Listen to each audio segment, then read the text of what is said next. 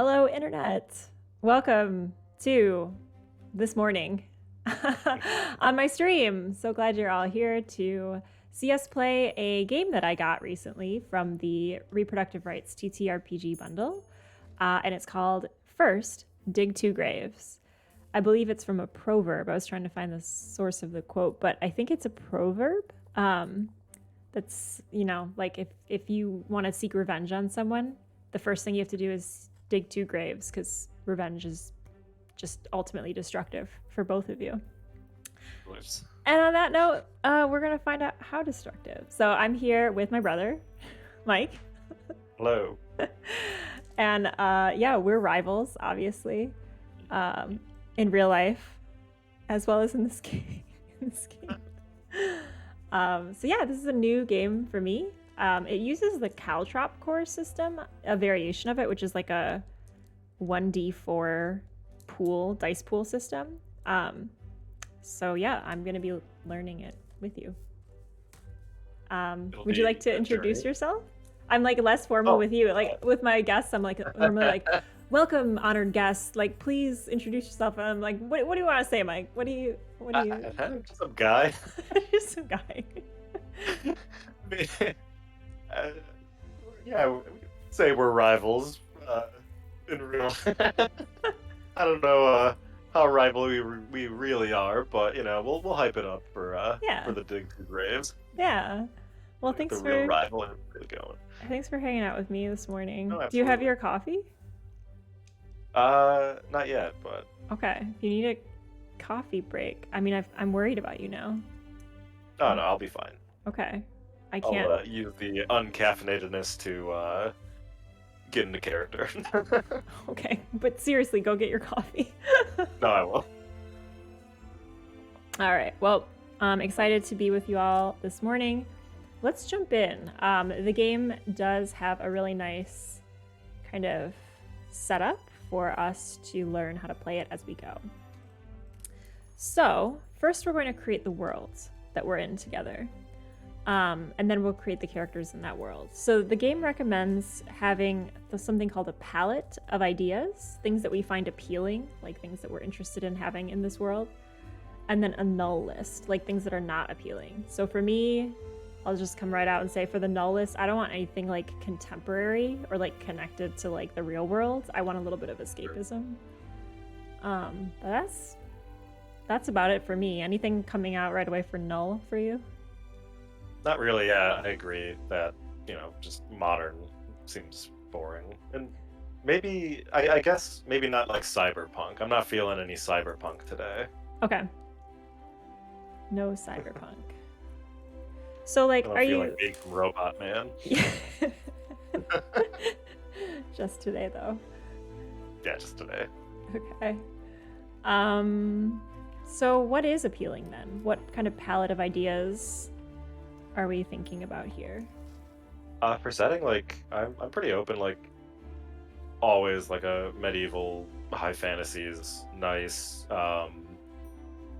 Also, like, sort of Lovecraftian could be cool, just, like, is that like more, like, monstrous world. Is it like an urban fantasy? Like a supernatural type monsters? Like the video game Bloodborne, basically. Like, I don't know how to describe it. Yeah, just like that type of vibe. I mean, there's always pirates. Oh yeah, but like, yeah, that's true. But I feel like every pirate's a rival with every other pirate. Like, it's so cutthroat that like, I really want this to feel like a very special rivalry in a world where everyone else is just like, oh, those guys. Those guys have been fighting for centuries. Yeah, pirates are a little traditional rivals. So are like cowboys, like Western. I feel like that's like quintessential, like rival type stuff. Yeah. Which could be, I mean, I wouldn't take it off the table, but I don't know. Are we just gonna go vanilla fantasy? I feel like that's what we're both leaning towards.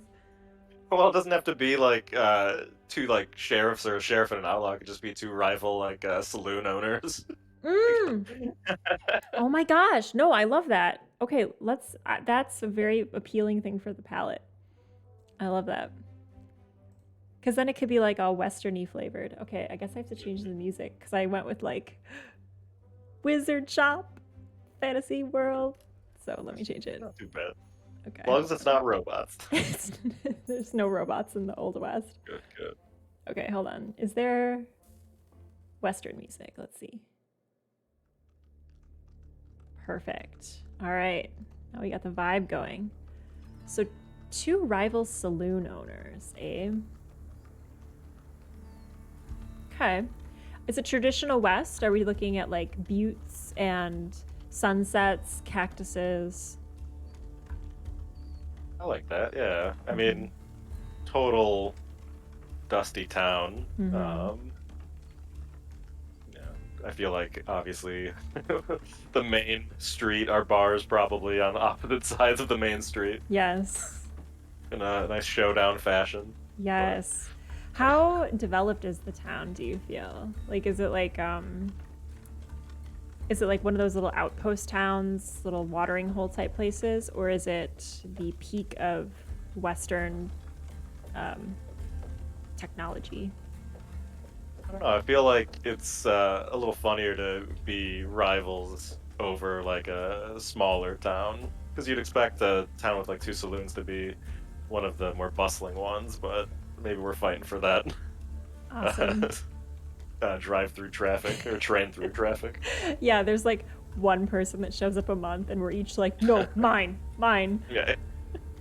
Okay, cool. So 2 saloon town. What are some other main features of the town? I feel like we could have a maybe we're like on a mail route, so we do get like traffic of like people riding their horses coming in to spread news elsewhere. So we feel like we're in the loop on things, even though we're a small town. Right. And I think like a train station sort of essential for a Western outpost like that. Yes, cool. I forgot about trains. I was like, it's just horses, right?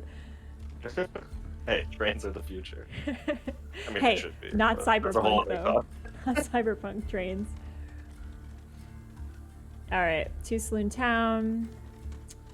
What other things? Who's in charge?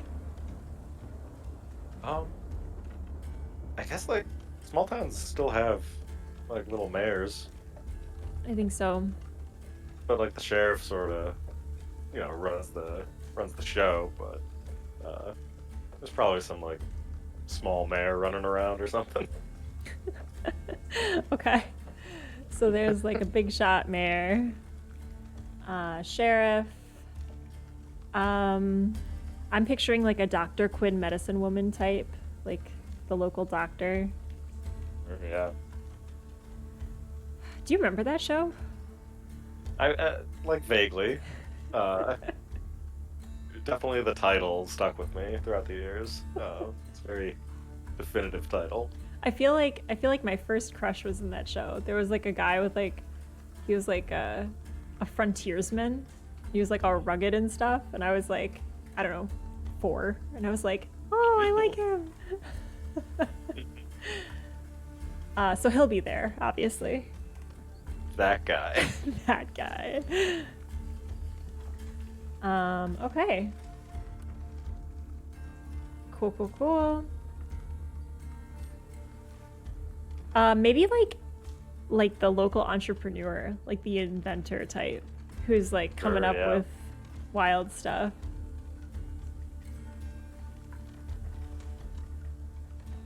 And yeah, I think those are good archetypes. Let's go with some of the other palette questions. So let's come up with some adjectives for the town. I mean, dusty. Yeah, totally dusty. Gotta be. Oh. Dust. It's just dusty. Yeah. But I mean, like just like hot. I feel the heat in this town. Yeah, dusty, hot. Stagnant? Stagnant. Yeah. Yeah. No, yeah. I think that plays like just sort of stuck in the moment of being small, sort of it's like not abandoned, but just the smaller scale. Yeah. The word that'll come to me. Microcosmic. Whoa, That's not a word, but yeah, that's like a $5 word. it's a made-up word. But It's a $5 made up word right there. okay, You sold me. good, good. Okay, so I feel like we have a good sense of our palette. I'll add to the null list just like brothel, sex worker vibe. Probably want to stay away from that this morning. I don't know. Yeah. But I feel like that's like always a part of the trope as well. So I just wanted to. No, yeah. That's not my kind of salute. Yeah. Maybe it's over on your side of the street. No, no. I mean, like, they can be in the town. I just don't want to, like, spend time with them this morning because I feel like that requires, like, us to talk thoughtfully about how we want to, like, bring that into a game. And, like, we haven't. So I would say let's just have it be a veil. So they're in our town, but, like, they're just doing their thing. There's the hall on the other side of the train tracks, walking around waving. They're probably gonna have a way better time than we are. Like they're just like having a grand old time, and we're just like lost in our own sauce, like focusing on all the wrong things, and missing out on the pleasures of life. Let's say.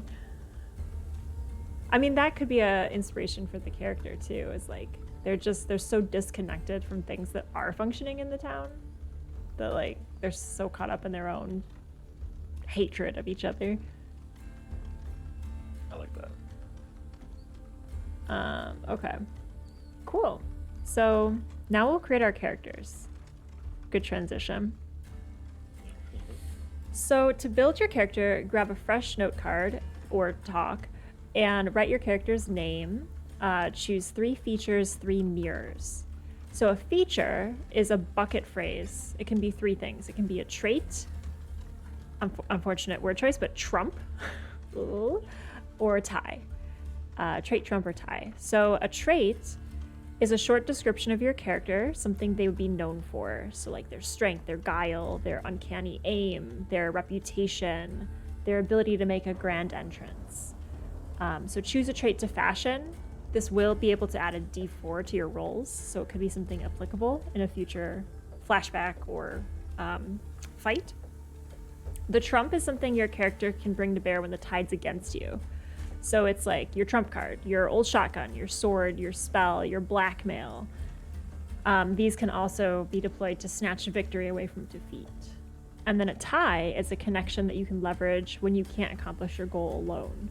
So it's a bond, like a leader of a gang, a prince, an inventor, a bodyguard, a spy. So those are all considered features. So let's build those first for our characters. Gotcha. So I guess when I first read this, I thought we had to choose one of each, but it just says choose 3. Like, does it have to be one of each, or? I don't think it has to be one of each. It's not specified that way. But you do have to create a narrative reason to use it. So if you wanted to buff a roll with a feature, 2 things with that. You risk losing the feature. So if you roll poorly, that feature could be lost to you in a future encounter. And in order to not lose that feature, you would have to give up some of your position or your power. And I have a tracker on the stream to keep track of those concessions that we make. But yeah, it also has to have a narrative reason. So you have to like weave it into the story. So it might be easier if you have different ones. Maybe. Just the 3 old shotguns. Old lefty, old righty, and dead center. Gonna turn steampunk really quick. It's like a shotgun on gears, like coming up. Yeah, are you good with the steampunk vibe? Yeah, why not? Okay. Yeah, maybe there's a little element of it because of that entrepreneurs in our town. Yeah, the inventor type. Yeah. Yeah, we'll see what gears lie beneath all the dust.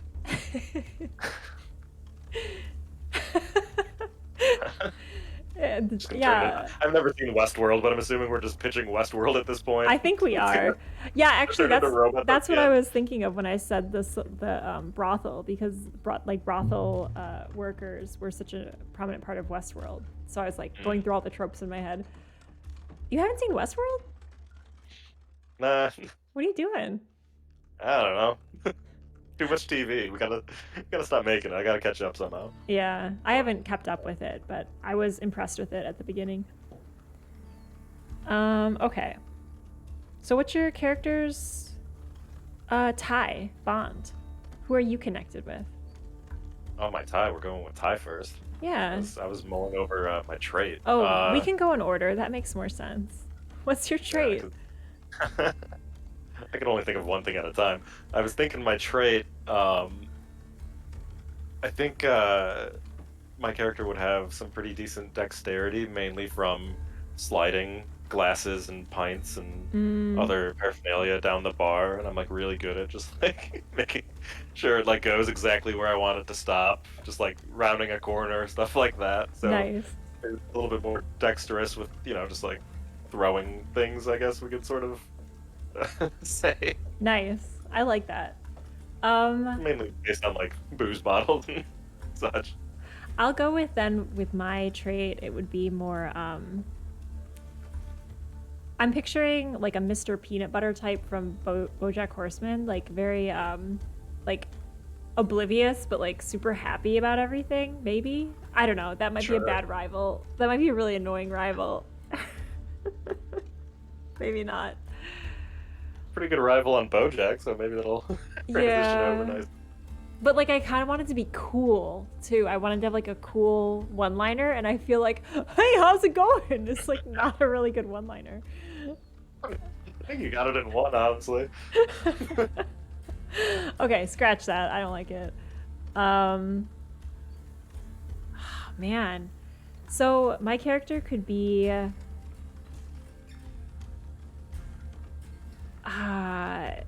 very, let's say they're very driven by, they'll be like a Clint Eastwood, kind of like driven by like family vengeance. So they've been wronged so many times. Maybe, oh, you know what? They're mad that they're in this tiny town. So my trait is going to be their ability to fit in the big city. Like they've got social capital from being in like the big city before. Sure. I feel my character would be the one that maybe like predates your character's saloon. Like maybe mine started first technically. I think so. Yeah, You're and then I showed up. Blood. Mm-hmm. Yeah. I can see that. So maybe one of your traits too is knowing the town really well, like the opposite of mine. That could be good. And then mine is like the social capital, kind of knowing, like if I saw a new thing that hasn't come here yet, like I would know what it is and you wouldn't. Sure.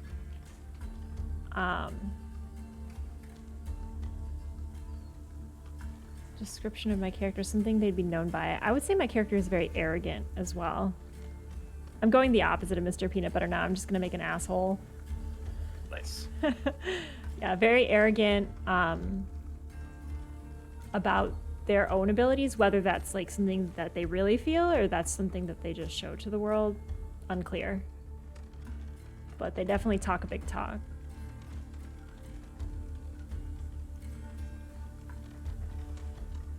I'm feeling, I don't know.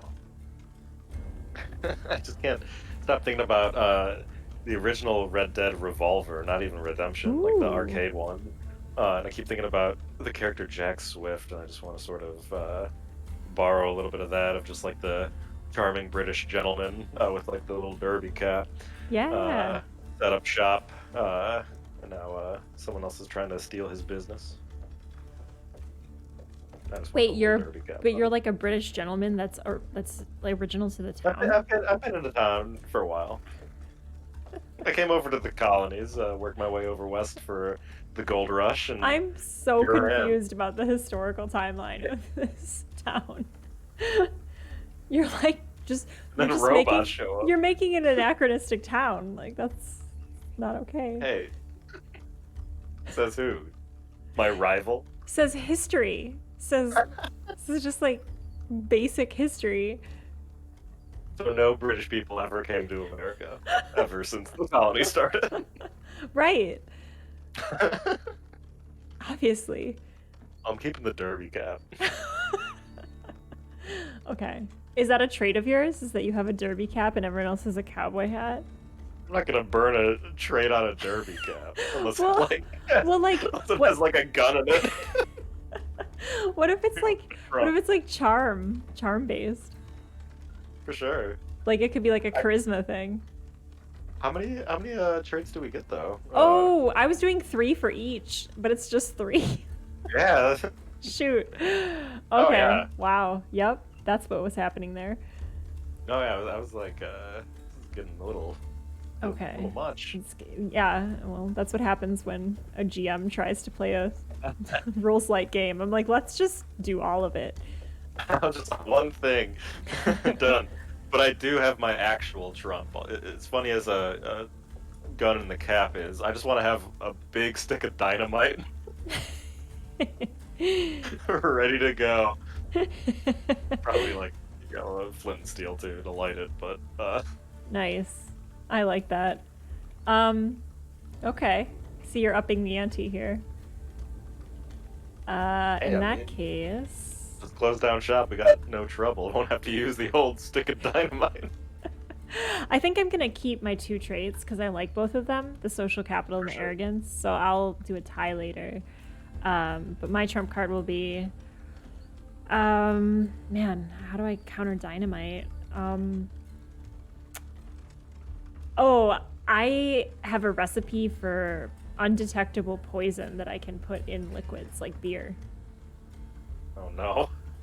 My character loves beer. How did you know? And I think my... Oh, I can tweak the recipe so it can be lethal or like just make you a little sick. I have a gradient. Sure. I think the tie, I think I'm just going to go one of each. The tie sort of comes naturally with the character of sort of going in their history of being at the town first, I think probably has some of the locals being able to come up in arms a little bit. Some of like the older folk, because you're probably getting some of the younger generation and just like, you know, people who aren't like completely tied in my saloon, but I could feel like a bunch of like the older gruff cowboys, just a little group of them. Yeah. The more, would you say more traditional people in town? Yeah. Yeah, just the old blood call. Yeah. Cool. All right, so we have our features. Now, each feature always has a mirror, which is a downside to the things that make us strong. And so I guess actually my arrogance,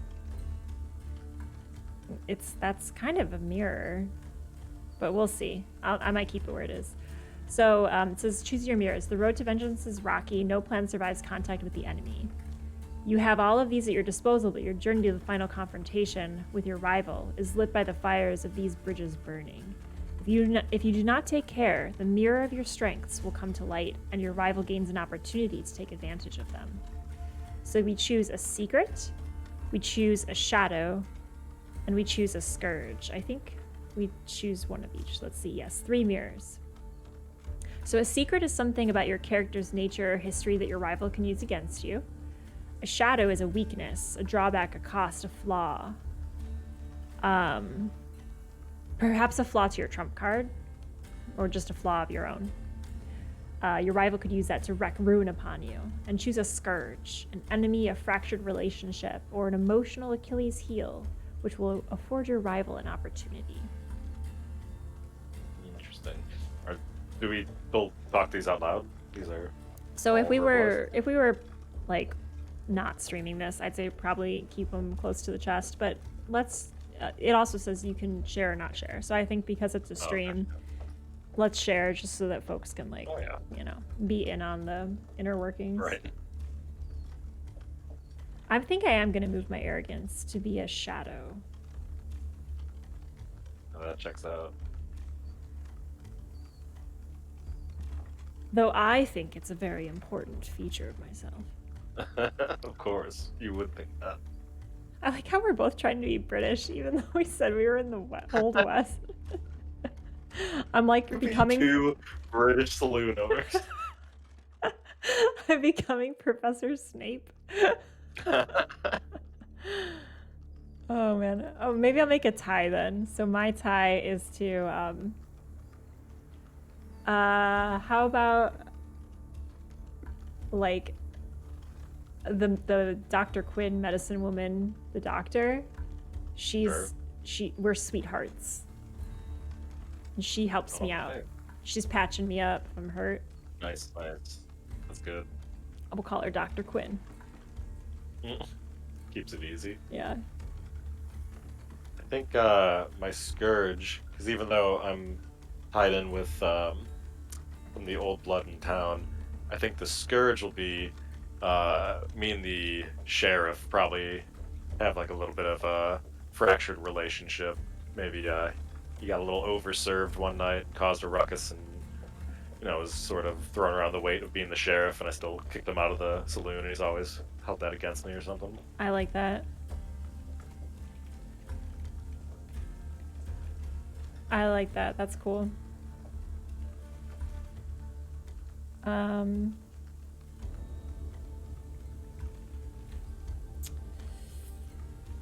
My character's Scourge is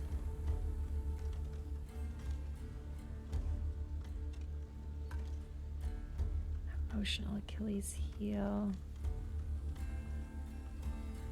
Probably my son, who I left my son back in the big city with his mom, and I said I would send back remittances to take care of them, and I just used it as an opportunity to walk away. I thought, in a way, that they'd be better off without me. Wow. Yeah. Brutal. Yeah. You're just getting pretty deep here. I know. I just got a stick of dynamite walking around.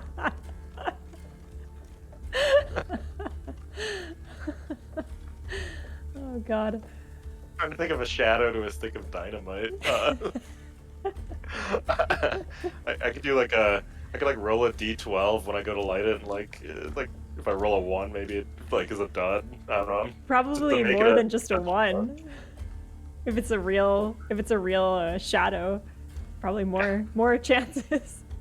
Yeah, what's the odds on that? 1 out of 12. No, but what should the odds be? I guess I should say. Oh, I don't know. How bad do you want your shadow to be? I mean, personally, I don't want it to be too bad, but I don't want to be unfair. I don't So know. we're sort of making some. I could think of a different shadow if we don't want to. I like the randomness of it. Maybe lower than 4. Sure, yeah. Yeah, I like that. Oh, look, in chat we've got a suggestion here. Thanks, GDT. So GDT's come up with they might have a lot of debt they're struggling to pay off. They might have a history of violence that could come back to haunt them. Might have a lot of enemies who'd be more than happy to see them fail. Could be dealing with a serious illness. They might be addicted to gambling and could easily lose everything they have. Ooh, I'll add that into my, I'll have that as my secret. Maybe I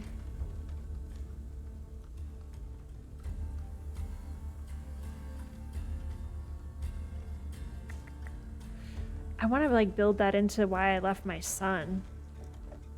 What?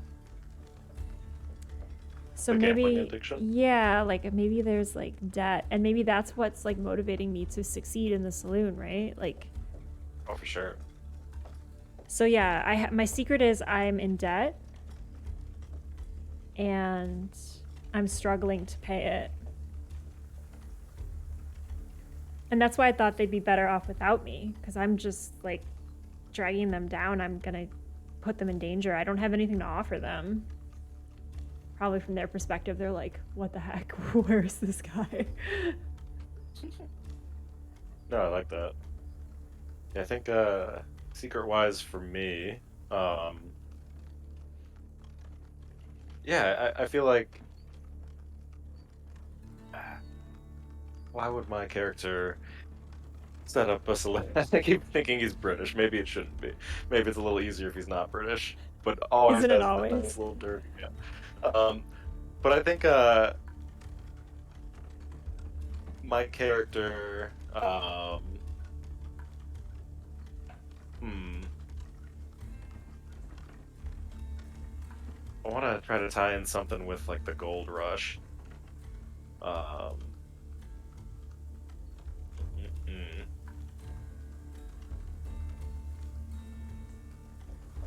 I feel like my character might have. I don't know. Maybe he started out as like a miner, like going out west to mine for gold with like a former partner, um, who I let like die in like a freak mining accident, sacrificing his life to try to, you know, actually like get into the vein, find the big score, and we were in treacherous mines. Shaky rocks falling from the ceiling, and I just kept pushing him, and he ended up paying the cost for that. Ended up just like fool's gold or something. So I sort of lost this guy's life over nothing, and then went back to the town and started up shop. Nice. Was it a And, friend? no, Just a yeah, like a colleague? yeah, old friend and partner, and everyone probably just thinks he just kept going west or just we split ways, but I know that I caused his demise. Ooh, that's so cool. Over nothing. Like it. So your secret is the death of the partner in the mines. The shadow is the faulty dynamite. The scourge is the sheriff who you kicked out of your saloon. Does that sound right? Mm-hmm. Yeah, that sounds pretty good. Okay, and then my secret is I'm in debt. I'm really struggling to pay it off. My shadow is I'm really arrogant and I talk a really big talk. And the scourge is my son, who's back in the city. I kind of abandoned him, and I thought he'd be better off without me, but I did leave him kind of high and dry. How old is the son? What's that? How old is the son? What would be worse? It's probably a child, right?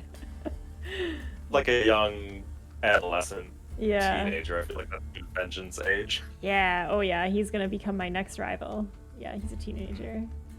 His name is Tex. Nice. Yeah. And to that end, my character's name is One-Eyed Benny. One-Eyed Betty. He has an I eye like that. patch. Nice. It better not have a robot eye under it at the end of the Surprise, the drama for the cyberpunk! robot. Yeah. I just can't get the name Jack out of my head, so like maybe like Jackie. I like Mhm. that. What are your character's pronouns? He is. Yeah, same.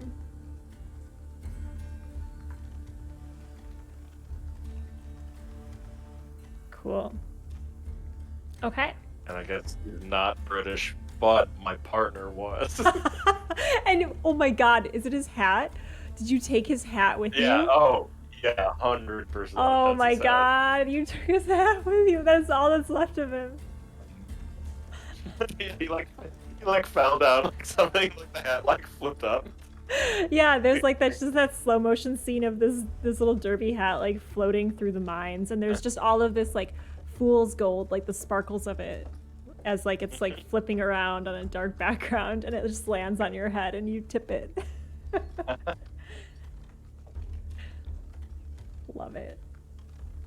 Okay, so we have our features, we have our mirrors. Features can be wagered to buff rolls, and they can be lost. And then the mirrors can be used during play for additional dice when it comes for our fights. So we have a position tracker. It is on the stream in the lower right. So this is our relative power in the showdown, how convincing or unbelievable, how wounded or powerful that we appear. And we can move the marker into the plus or minus category based on, if we're going to sacrifice it for rerolls and things like that. Okay, so let's move into the gameplay phase. The phases will look as follows. It's going to be an intro scene. We actually start in the final battle, which I think is really, really cool. So we start as, we're in our final struggle. We'll establish our fighting words. So there are a few examples. The fighting words really set the tone and give us a little bit of backstory of why we hate each other. So they give us examples of actually, where did those go? I thought they were really good. You've held me back for too long. That ends today. We were supposed to be friends. You stole it, and without it, you are nothing. I trusted you once. That kind of intensity, but also a little bit of flavor for why we hate each other.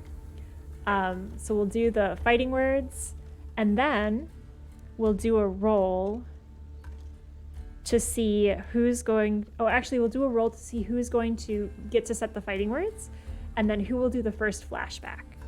And then from there, it's going to be after we start at the final battle, with the fighting words, we'll have a flashback scene to something that happened before. Then it's intercut with what is it called? Passes, which are our fights, in the final battle. So it goes from present to past, present to past, present to past. So fighting to a flashback, fighting to a flashback. We'll do this 3 times. So 3 flashbacks, 3 passes, or we can do 2 depending on how much, time we have and the vibe that we're feeling. Because we're moving a little slower today because neither of us know how to play. And then at the end, there's a scene called Finish It, and we'll get to that when we get there. But it ends back in the final battle. So, you have your D4s? I do. Also, do you have your coffee? I mean, I don't want to... I just don't know how you're functioning right now. How are you functioning? I would have to brew an entire pot. It's oh fine. My we'll God. Keep going. Oh my God. You messed up. I'm a wreck. I know. Did I roll out of bed and start streaming? Yes. Awesome. Okay, well, we'll take a bio break at one point and... For sure. You can caffeinate yourself. Okay. So, let's see. Both of you roll 1 die. The higher roll gets to select fighting words, and the lower roll determines the first flashback. So go ahead and do your roll. We're rolling physical dice. I'll move it to the mic. The baby pink lemonade set. Nice.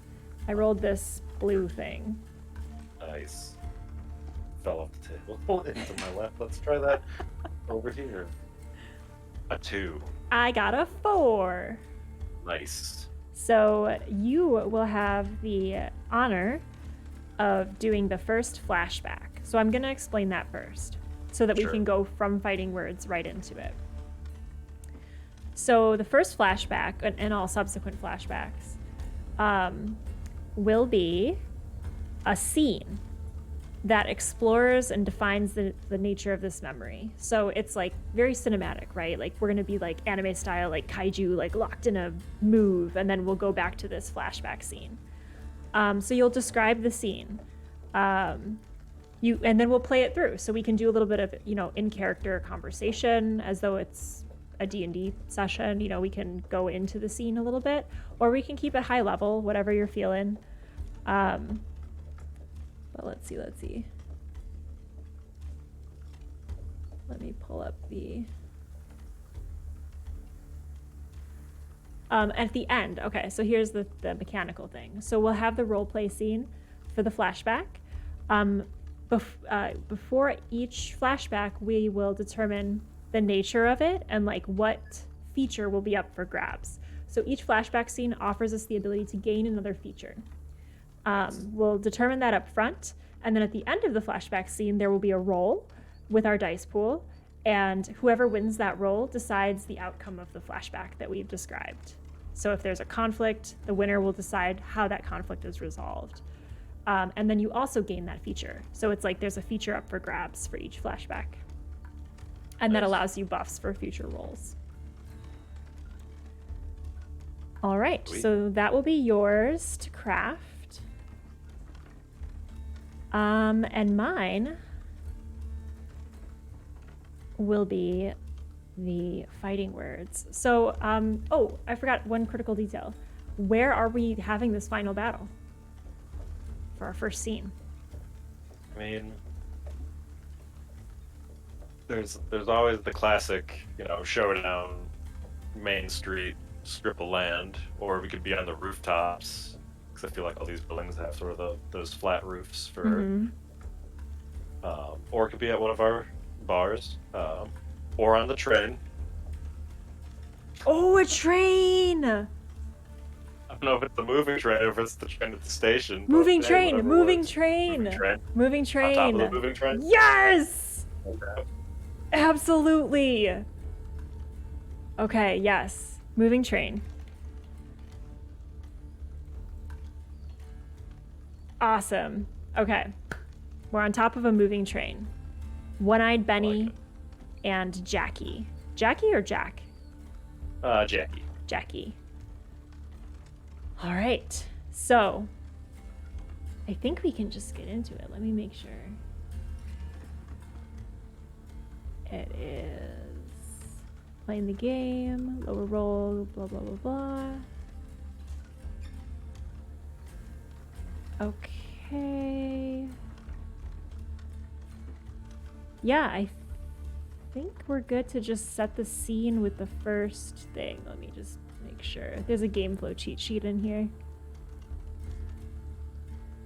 Yeah, establish the appropriately dramatic final stage for your showdown. Check. Nice. Resolve your first flashback. I guess I wasn't clear on, do we have like a little mini scene first with my fighting words? Well, I think your fighting words would be you saying this on the train, and then it cuts to the flashback. Okay, so it's like a really quick intro scene. Yeah. Gotcha. I didn't know if we were going to have like a full scene, but I assume that we'll get to that with the little intercut fights. Okay. Right. Cool. Ooh. Well, man, what would I say to you? Because I hate you. Okay, so One-Eyed Benny's motivations, this is his shot to make some money, to finally get out of debt. He's better at it than you are. Like, he has all these great ideas from the city. It's just, he just got into some trouble in the city, okay? And it messed things up. But here, this is my opportunity to make it. Everything is going to be fixed if it just wasn't for you, Jackie. You're taking all of my business.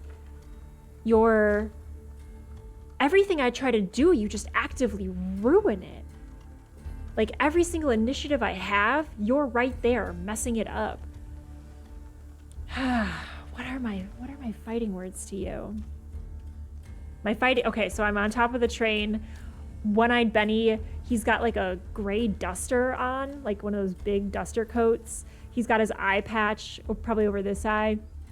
And he's got like just obviously his hair's blowing back because of the train speed, but it's normally like very tousled, gray, dark hair. He's got like a scar on his cheek. He's been in some fights.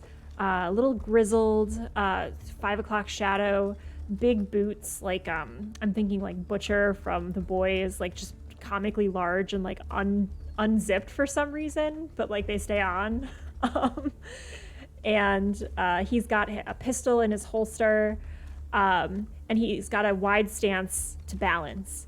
And he looks over at you, Jackie, and says, "If it wasn't for you, I'd be on top. Stay out of my way, Jackie." Nice. Those are my fighting words. Those good fighting words. Describe Jackie, and then we'll go to the flashback. Jackie's a little bit more clean cut, like a big mustache, the derby hat from his down partner. What's their name? Let's go. Let's do homage to Red Dead Revolver. Let's call him Red. Nice. Yeah, I think just like more of like the suit get up a little bit more, just proprietor, saloon owner, and then you can see in one pocket it's a big stick of dynamite precariously on his person, but probably just like beads of sweat, just trying to keep his well, he's pretty dexterous, so he's keeping his balance. But yeah, he's getting all ready. Just doesn't really have a gun, but he's got some dynamite though, because he's just sort of. You don't have a gun? I feel like everyone has to have a gun in the West. Yeah, I guess so, but I mean, yeah, maybe just like a little gun. Like a Derringer? Yeah, the standard, just like little Derringer, yeah. Nice. Yeah, so yeah, they're squaring off on top of the train. But yeah, so flashback from that. I feel it would be pretty appropriate for the first flashback to be as One-Eyed Benny is moving into town and setting up their balloon, just like the first open day of business when you're like really moving in like product, like just a couple of wagons that you're probably unloading into it, and just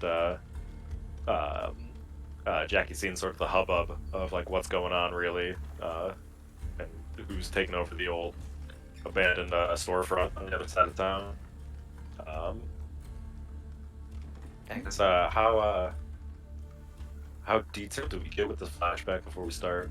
We can just go into it as a scene if you want, like a little roleplay scene.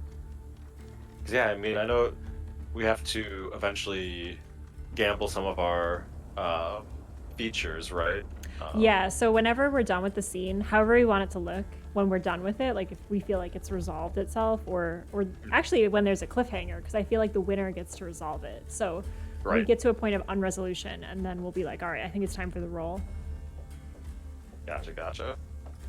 And so do these feature gambles have to be incorporated into the scene, or are they just collateral? Collateral for the roll. So when we get to that point, so you can actually create the scene to like get you to a space where you're like, oh, I could definitely use my feature to help me in this area. Gotcha. Yeah, because you have to justify its inclusion. So you can't be like, I'm going to add a D4 for my dynamite without actually lighting the dynamite. No, I like that. Yeah, I feel like in this moment, Jackie sort of walking across the stereotypical Main Street showdown, tumbleweed bouncing down as is tradition this time of day, high noon, of course. Of course. And come up upon old One-Eyed Benny. I don't know. I don't want to speak for old One-Eyed Benny, but has old One-Eyed Benny always been one-eyed, or is this? Just for fun. In this flashback, he has two eyes, and Nice. his name is just Benny. Yeah, I feel like seeing this. I think younger man, right? I'd assume if you're the younger blood coming into town. Yeah. His name actually isn't Old One-Eyed Benny. It's just One-Eyed Benny. So yes. Old One-Eyed Benny. Yeah, he's old Two-Eyed One-Eyed Benny. He's well, it's funny because like you've described your character as a little more dapper and debonair, being the local, but like Benny coming from the big city, like the big city is rough. Like it's really rough around the edges. So he actually looks really haggard, and like he's a little bit older. I mean, he's got gray hair, but he's old for the Old West. Nice. But he's young chronologically. Yeah, I guess sort of probably walk up to you as you're unloading bottles and product, and just yeah, start asking what all this hubbub is all about. Ah, setting up shop here. I've got a right business to do. Got the lease right here if you want to see it. And he reaches into his pocket without prompt and pulls out like some legal documents. All fine and good. I do see that what you're unloading from these carts seems to be a little bit more of the alcohol and libation side of things. I'm just curious as to why you have so much liquor in your possession. I'm setting up a saloon. This town needs one. I've been taking a lay of the land, and people say that they're not a good place to drink around here. So I'm gonna bring that to the people. Sorry, who's been saying that? You know, just people around. I didn't bother to ask the names. Hmm. Well, if you see them, point them out. But I don't know if maybe you haven't walked through our vast and open main street, as I point out. It's a very empty street as another tumbleweed comes down. But if you notice the establishment at the very far end, that seems to be what you're already trying to set up. So I mean, I think if you hop on this train, the train comes a few times a day. You'll keep going west. Maybe you'll find a town that's in actual need of a saloon. You got big words there, fella, but from what I can see, that their building is not that busy, and I see a lot of people walking around and need a drink.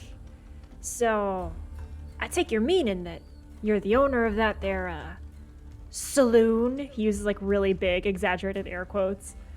But I'm gonna bring something real to this town, something the people been, let's say, thirsty for. And he just continues like hawking big crates over his shoulder, and as he's talking, he hasn't stopped moving one step. He's only to show you the documents. And then he carefully puts them in like a sealed envelope and files them back carefully in the breast pocket, and then continues his work. I'm assuming the sheriff's signature is present on these documents. Yeah, it's the sheriff's signature, and it's dated. It's dated the day after you threw the sheriff out of your bar. I'll start like sort of thumbing through your supply on and just sort of like looking at some of these bottles, and I'm just like, well, I mean, there are some interesting things that you have here, but I mean, these people are, you know, nothing too complex. Not that that's a bad thing. I'd say they're used to tradition, and a lot of them just need a good, you know, stein of beer, and they'll be on their way. So you could keep these fancy bottles, and just you know, give that paper back to the sheriff, and like I said, the train is right there. I think that you're mistaken in thinking that I don't have better ideas than you. I do. And I'm bringing my bottles to this town. I'll like start. Yeah, I'll pick up a bottle. I'll be like, you could, just take this bottle and just, whoops, and I'll toss it backwards, and sort of have a break onto a tumbleweed. As the tumbleweed rolls by, the bottle shatters on it, and it looks kind of like a wet dog. Like, when a dog has a lot of fur and then it gets wet and it's just like shrunk down to a little nothing. Like the tumbleweed turns into this little seed as all the alcohol sprays all over it, and the glass shatters on the dusty ground. And Benny looks at it, and he walks towards you, and he steps on the glass, and you hear the crunch as he walks towards you with his heavy boots, and he stands an inch away from you, and you can smell his hot breath on your neck. You gonna pay for that? Yes, let me go get my billfold, and I'll exaggerate and knock a bottle off the cart again as I like flail my arms a little bit to shatter another bottle.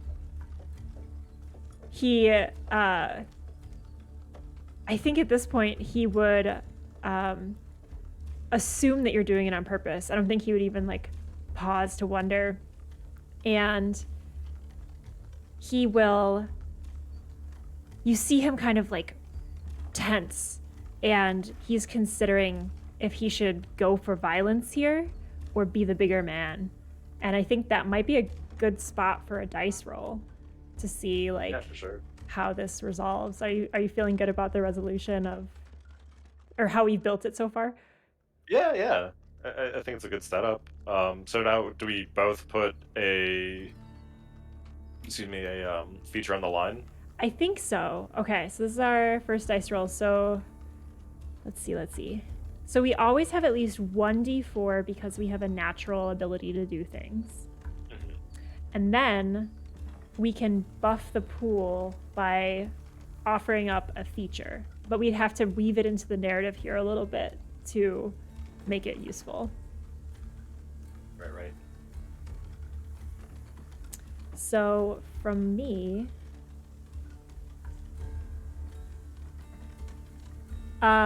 I will add my tie with Dr. Quinn, my sweetheart, because she's the reason I even picked this town. She told me about it. So that's why I'm here. I know she's here waiting for me, and if I get banged up, she's going to patch me up. So I'm not afraid to get hurt. For sure. I'll put up my dexterity of throwing booze bottles, I guess, because I feel like I'm right next to your cart, and I feel like I'll start, and just start going to town on old Two-Eyed Benny, as he's known in the moment. Yeah, that's his name. People call him Two-Eyed Benny. Good You old and your two eyes. Good old human Jackie. Okay, so now, so we can roll the die one by one. We'll have one like natural die that we have in our pool, and then we have one die that represents the feature that we've wagered. There are, on a scale of 1 to 4, the ability for the feature to be used again. Like if you get a 1, it works. It always works, but you lose it, right, on a 1. And your rival gets to learn something about you, your mirror. On a 2, it'll work, but you lose the feature. A 3, it'll work, but your feature's unavailable in the next flashback, this upcoming one. And on a 4, it works, and you keep your feature. So Nice. Let's go ahead and roll one by one, and then keep those numbers, handy, because we'll have to compare them. Sure. So 2 rolls, 1 for base and 1 for feature. Yeah. Or you can also ante another one, so you can have, more dice than me, generally. Gotcha. But you're risking losing it completely, right? So, but Right. you don't have to lose it. It's just all a dice roll. Right. All right, so I got a 2. Great. I got a 1. And then my second one's going to be my feature, so hopefully I roll better. And I got a 4. I got a 1. Shoot. Okay. So just resolving. So you lose. So just on the feature level, you're gonna lose that feature. And which one did you get? Your dexterity? Dexterity. Cool. And your rival learns its mirror. So the mirror for your dex is what?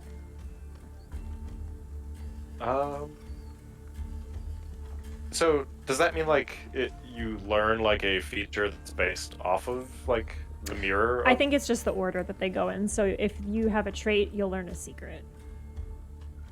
If you have a trump card, you'll learn a shadow. Gotcha.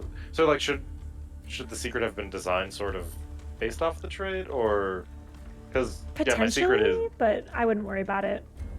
Yeah. We could just use the categories. Sure, yeah. So okay, I guess to frame this, so I go to smash you with a bottle, but it sort of like slips in my hand, and it knocks my derby cap off, and it sort of like flops to the ground, and you sort of see the name red and just like property of like embroidered like into the top of the cap. Clearly just like seeing the name and property of red. Yeah. Mm-hmm. Okay, So I learned the secret of that the cap isn't yours, and presumably I'll like push around on that and learn the whole truth. Yeah, yeah. I feel like you'd be able to start asking locals. But you do Um, also lose your trait, right? I guess so. Yeah. Ever Do you, since that day, just like not as good as slinging around the bottle in the do you bar. feel like maybe you cut a muscle in your hand when the bottle shattered? Yeah, yeah, yeah. So not only does it slip and knock off my hat, but like it was it's a little too tight of a grip and sort of just like cut into my hand a little bit and just hasn't been the same ever since. Nice. Okay, so that happens in that moment. For me, on the 4, it works and you keep the feature. So I wagered my, did I even pick what I wagered? I don't think I did. Oops. I think I will have put up a trait with my social capital from being in the city. So, like, I know that the bottles that you're throwing around are like the cheap stuff. And I also know that those bottles shatter really easily. And like, because I've been around this like upper class or like city slicker bars, I've seen bar fights with this stuff and I know that this is not going to end well for you. So in that moment where I'm like tensing my muscles and I'm like, am I going to fight this guy or what? I'm like, this clown's just going to take care of it for me. And so I had that little moment of like, I know better than you. So I kind of like step back, crunching back on the glass, and I just let you do your own damage. And I think there's another matter of how we have to see who gets to resolve this then, overall, the whole flashback. So whoever gets the higher die describes the ultimate result of the flashback. So I guess that's... I had a confusion reading that originally. It says your highest die rolled matters. But we rolled 2 dice. Yeah. Right? So it says... also don't forget, if you wanted to re-roll any of those, you could cede your position.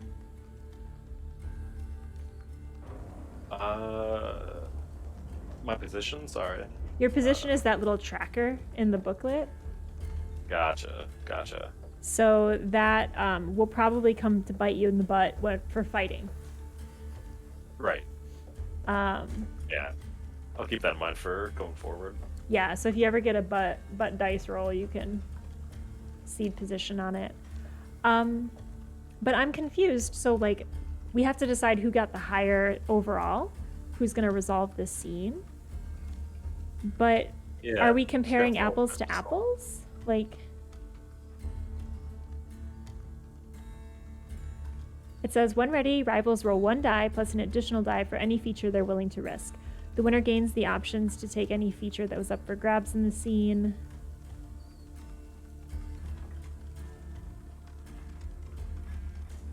But is it like, is it each die? Or is it do we total them up? I'm not too sure. That was my main confusion about it. Only your highest die roll matters. I guess Right. for determining the outcome. So I guess we wouldn't add them up. Technically, we could have both rolled a ton of 1s, right? Right. So yeah, you got 2 1s, correct, in your pool? Yeah. Okay, in my pool, my highest die is a 4, so I get to resolve the scene. Mm-hmm. So after we've kind of narratively taken care of your loss of the feature, and what was the feature up for grabs? Is my brain broken? Did we determine it? We didn't. We're so bad at this. Hey, it's our first flashback. It's our first flashback. Okay, so we should have done this at the beginning, but what's the feature up for grabs in this scenario? And this is a new one. Yeah, a new one Like that a new feature. winner gets to take. Something to do with maybe What about like popularity? Because like there's this like showdown in the middle of town, right? And so maybe like the feature is or the tie is you've created like a little bit of notoriety with the town people. Sure, yeah. Okay, so I'll add that to my ties. But I also get a mirror for it. So what's the opposite of that? A scourge.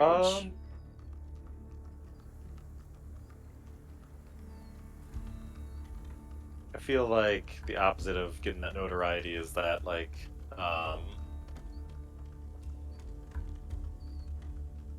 feel like some of the more rough customers are sort of casing your joint. I think you might like need to be a little bit more on edge of, thieves and robbers if you're flashing around fancy new bottles and just the big shot coming into town from the city. You might get some unwanted attention from that too. That makes a lot of sense. Yep. So I've gone ahead and added that tie in that mirror. And the scene resolves with, so you cut your hand, right? So your Jackie is like bleeding into the dust.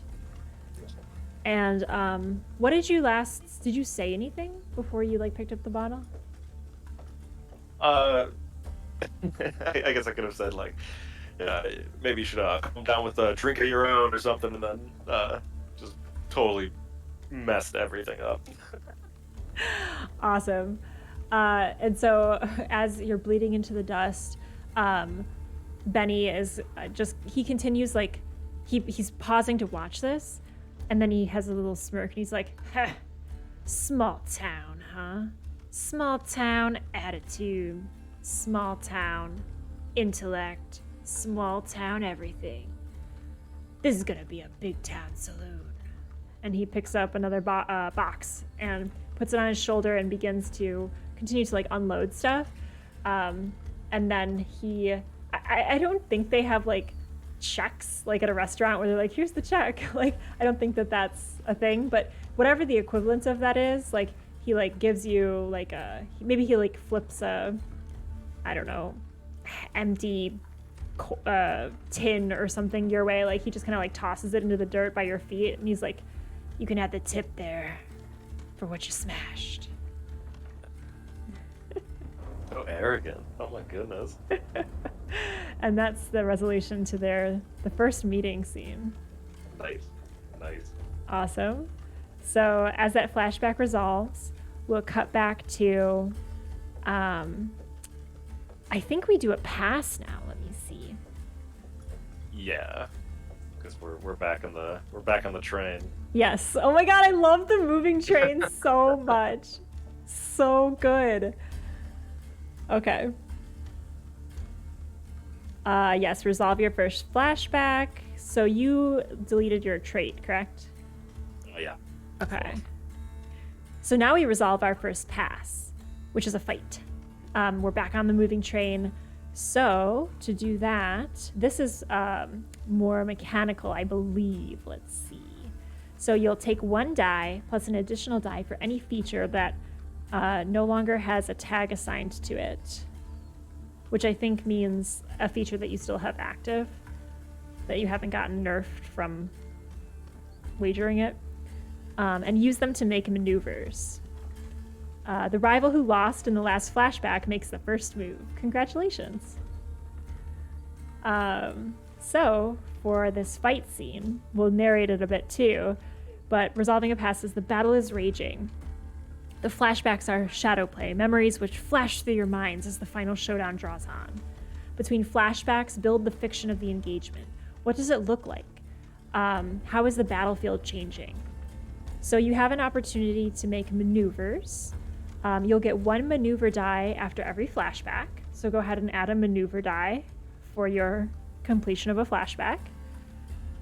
Plus 1 die for any feature that no longer has a tag due to loss. So for me, I have 1, 2, 3, 4, because I gained 1. So I will add 4 dice, and I believe you have 3. But I lost 1, so. Oh, you have 2. Wow, math. Right. Yeah, I wish I had 3. It's rough out here. It is rough. Rolling ones. Okay, so I'll add that. I'm gonna roll one twice because I can't find another d4. Okay, so there are 4 possible battle moves that we can make. We can, and basically it's like a turn-based RPG. We have to decide ahead of time what we're gonna have on tap. So you have 3 total options that you can do, correct? For your d4s? Yeah, I got 3 die to roll. Okay, so if you wanted to stack and do all like offensive stuff, you could do the offensive move 3 times. You could pick one of each. Like basically you're picking the things that you think you'll be doing in this battle scene. And then you get to decide the order based on what I do. If you get to, I think, or maybe we reveal them at the same time. I think we reveal them at the same time. Okay, so you can reveal their weakness by attempting to uncover a mirror. You can attempt to gain a new feature by drawing on hidden depths. So you could actually use battle to stack up your features again. You can strike out decisively, attempt to advance your position, or you can deny them victory, defend or deny. So that's basically nerfing whatever I'm trying to do. That's on page 12. Nice. Yeah, Do you see it? Okay, cool. Yeah. I'll add it to chat too. So those are the 4 things we can do in battle. Once you've both decided on which maneuvers you'll make, the choices are final, so think carefully before you agree to begin the engagement. Starting with whoever lost in the last flashback, declare your first maneuver from your pre-selected moves and allow your rival to oppose with one of their pre-selected moves. So we do get to decide based on what the person does. We can react, but we can't pick something that we didn't select to begin with. Gotcha. So you're basically picking your spell list for the day and then deciding which spell to cast. All right. Okay, so go ahead and decide what you're going to take with you in this battle. And then we'll do the mechanical part, but we'll also flavor it narratively. For sure. So, I'm just rolling my 3 now, just to get that total number. No, take a look at the 4 options, and on a little piece of paper or just in your brain, decide which ones you're going to bring, because you can bring duplicates. Like you could be like, I'm going to strike, like that's what I'm coming in here with, or I'm going to deny. I'm going to deny twice, then I'm going to strike. So decide which ones each die is going to represent, basically. Okay, and then cool. Since you're going first, you tell me, I'm going to do a deny move, and then from my list of what I decided to bring, I can, I'll be like, well, shoot, like that's just going to, no matter what I do, it's going to nerf it. So which one do I want to burn on that? Gotcha. That kind of thing. Yeah, I got the 3 in order that I want to do. Okay, I'm going to keep myself honest and write them down because my brain is broken. Do the same for...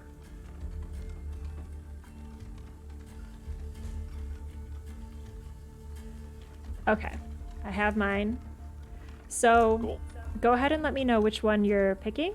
I'll let you know which one I'm going to counter with, and then we can do a little narrative scene on that. Sounds good. Yeah, so the first one I picked was Draw on Hidden Depths, trying to gain a new feature. Okay. Roll for that now? I think so. Let's see. When their rival uses their first maneuver, they decide to spend their other maneuver to counter it. Do we have to roll? Question mark?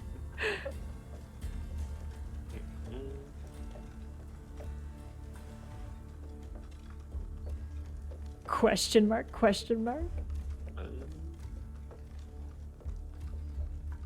Hold on, I gotta consult the maneuver matrix on Yes. the following page. Consulting which matrix. I'll have to rotate this one. There we go. I just wonder because it seems like we're just clashing with our different moves, not necessarily with our different numbers. Mhm. Right? Yeah, okay, yeah. So yeah, this is I think these dice represent our moves. right. Okay, yeah. So we're not rolling. They just represent how many. Because you'll have your fourth. Because you should have four, right? Because you had four dice, Yes. and so no matter what, your fourth one's going to be unopposed. Because I only have three. Yes. And I Yeah. believe we are building a pool of dice for our final battle, which will be rolled. So any features that we gain here will allow us to add, obviously, those features to win the flashbacks and things. But if we get to keep them all the way to the final battle, that's when we're rolling. So it's like in the final battle, you can have like, okay, let's say I have 2 traits, 1 trump card, no ties left. I got 2 of your mirrors, so I get a +1 die from that. So I'll have a final pool of like 5 to roll. And then we'll subtract anything from our position. So if we give up a position to reroll a die throughout this, we'll subtract that from our final pool. So basically we're building like a really juicy final pool for the final conflict. Cool. So yeah, mine was draw. What was your first action? So with draw, you are in the time between flashbacks and tumultuous back and forth, which has tied your life to your rivals. You have grown and changed, gained and earned, forged friendships. Take a moment to reflect on what you've learned outside of your rivalry. If you succeed in uncovering a hidden depth for yourself, you create a mirror for your new feature. So if you're trying to draw, then... Oh my god, what the hell did I bring? I think this like will go against what you listed first, right? And then we just like use the matrix to decide the outcome. Oh, okay, so I do put it in an order. Yeah. Gotcha. So That what was makes the sense. first one? Yeah. I thought it was like I get to... Whatever I brought, I can try to put it against yours in a strategic way. You don't think so? I think it's It's just I like think you lined list it up. and then Okay. and then we reveal it, right? I think so. I mean that would be the randomness of like Yeah. you thinking of like what you're gonna do. However, it takes away the ability to react. Once you've both decided which maneuvers you'll make, the choices are final, can't be changed. Starting with whoever lost in the last flashback, declare your first maneuver and allow your rival to oppose with one of their pre-selected moves. So is it like a 1-to-1 thing, or is it like tactful? Yeah, it's unclear if it's your like turn-based RPGing, stacking up your stuff, and it's just kind of like moving through the slots. Like you've preloaded this, I've preloaded this, pa-ching, what happens? Versus like you've come at me with this, which one of mine that I brought am I gonna, bring up to meet it? How do you want to do it? I think after rereading that, I think you are able to select it because, like, obviously, if you burn through all of your denies, then then that's on you. Yeah, and if I only bring denies, I'm never gonna gain anything for my final pool. Right. Yeah. Okay. Yeah, let's add a little bit of choice to it then. So you came at me with a draw, correct? Yeah. Okay. So I'm going to use my reveal. And the outcome for that is I get to choose what mirror you gain for this new feature that you got. Mm-hmm. Okay. So you're trying to gain something new about yourself in the heat of battle, and I am kind of revealing. I'm able to like suss out a weakness of yours as you're doing that, basically. Sure. Okay, so narratively, we're on the train. Oosh, I'm like this. And I'm like, whatever I said that was really cool. I'm like, stay out of my way. I'm the one that's going to be on top of this town. Or it was cooler before, whatever. Anyway, so I say that. It's really cool. Wind's blowing my hair back. The eye patch is kind of like flapping a little bit. And you catch a glimpse of like a mottled purple like scar tissue just kind of like peeking out underneath the eye patch. And what are you doing to try to like gain new resolve in yourself in this moment? I'm suddenly feeling a lot less dexterous than I did a second ago on this train, but I'm still holding strong, and I feel like now's the time that do I have a Derringer? Yeah, Is that canon? yeah, it's Yeah, I canon. think that's the time for a new skill would be to do it like a quick draw. Okay. Trying to get that out lickety split. Okay. Are you trying to Uh, build back up a dexterity skill? well, I Which is guess that totally is sort of the fine. next. It's totally fine. Uh, that's so boring. No, Not you. it's not. You just want it back. You hurt your hand, but now you're trying to like get your groove back. Yeah, let's go with it. Yeah.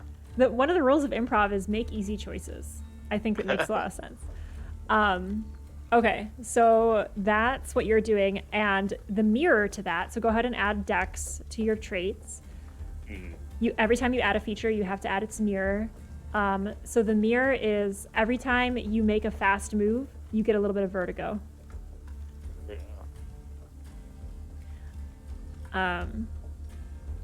Because you're building the skill on top of the moving train, I'm able to see that you are quick again, but I do see that your eyes kind of go a little sideways when you move quickly. Yeah, it's like, whoa, wait. Yep. Why are we on top of a train? I love it. Okay, so that is, I'm gonna highlight that. I used it. All right. Now, do I present one of my moves? We alternate? Or do you always go first? Let's see.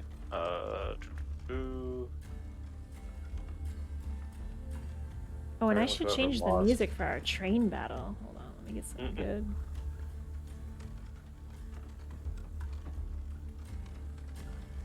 I'd assume it would like take turns maneuvering and opposing each other until you're both out of maneuver dice to spend.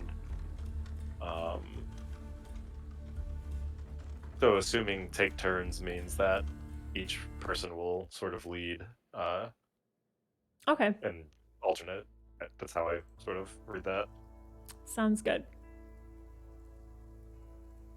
So I will then, because I see you a little off balance, I'm gonna use my strike move and attempt to hit you.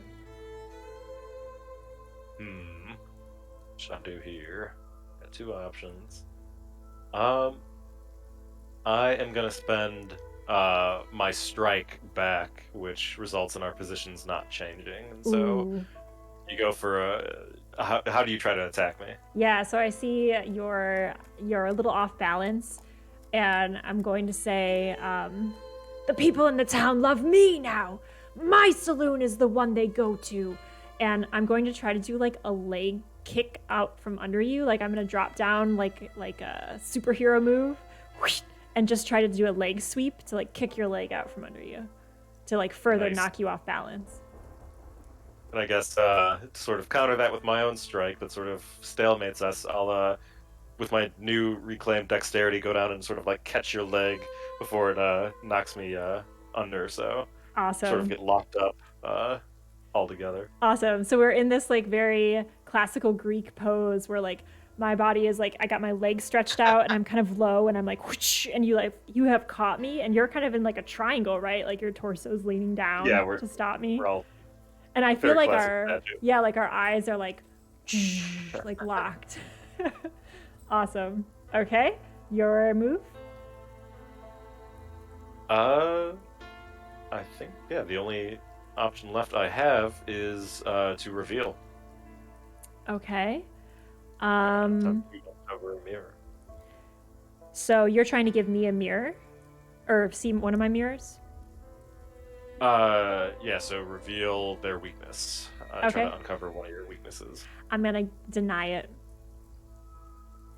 Fair. So our eyes are locked on to each other as we're like kind of stuck in this pose, and like you're trying to see something in me, like suss out some kind of weakness. in my face, in my body, in my way that I'm like in our history together. You scan my face, and I'm just shut down, like completely devoid of emotion. And I just look at you and I shake my head. Not today, son. So that's gain nothing. And I have one more move. I'm gonna strike. I brought 2 of them. Nice. Yeah, unopposed. So you strike unopposed. You gain 1 position. Cool.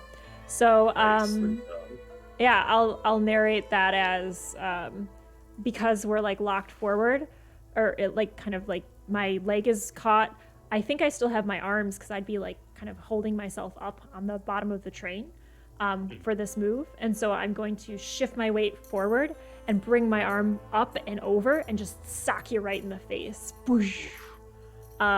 Hopefully, I think this would allow me to free my leg. So I'm kind of like in a low crouch after having just smashed you. Sure. Yeah, my mustache is a little all over the place now, but I'll get back into place. It's like a slow-mo on your face.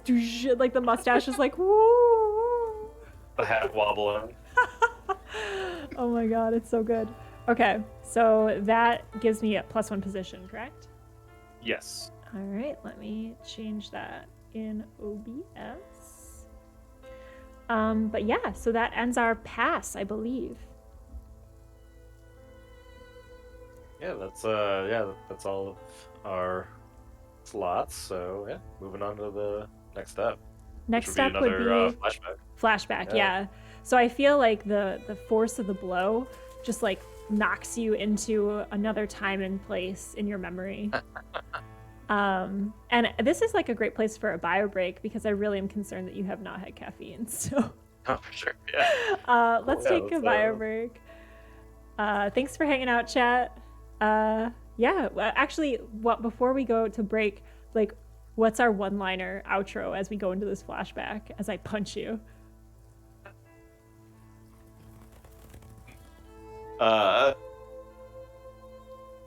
With my mustache curled up and my hat wobbling, I'll be like, by the time we're done with this, you're gonna be no-eyed Benny. Oh man, this is brutal. Hey, you just punched me in the face. I did punch you in the face. I've also probably done worse, which we will find out in the flashbacks. Right. Yeah, I guess as you say that, I am going to almost like with the hand that I used to punch you, like self-consciously touch the eye patch. I think it was this one. Touch the eye patch. And I'll say, well, that's better than no brains, Jackie. Oh, man. And with that, we're going to go to a quick bio break. Thanks for hanging out, everyone. We are playing First Dig 2 Graves with a little sibling rivalry. 2 siblings IRL are fighting as 2 dueling saloon owners in the Wild West. So we'll be back after a quick break. Please, everyone, refresh your own coffee. Thanks for hanging out, and we'll be back shortly.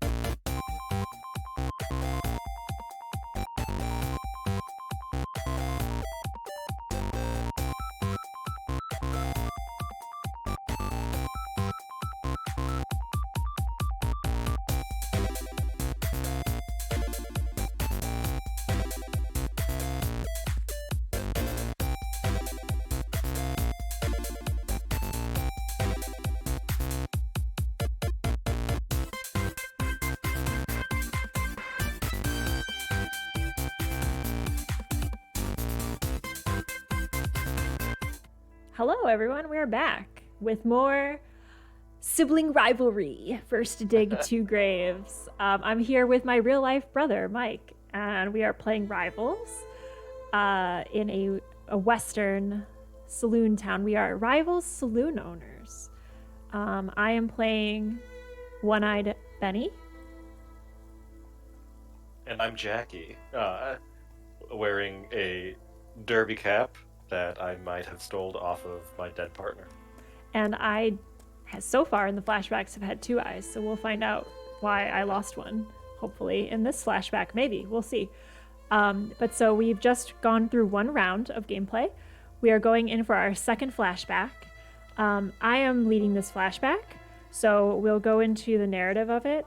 First, we have to wager a feature that is up for grabs in this flashback. So what do you think would be a great feature to potentially gain for one of us?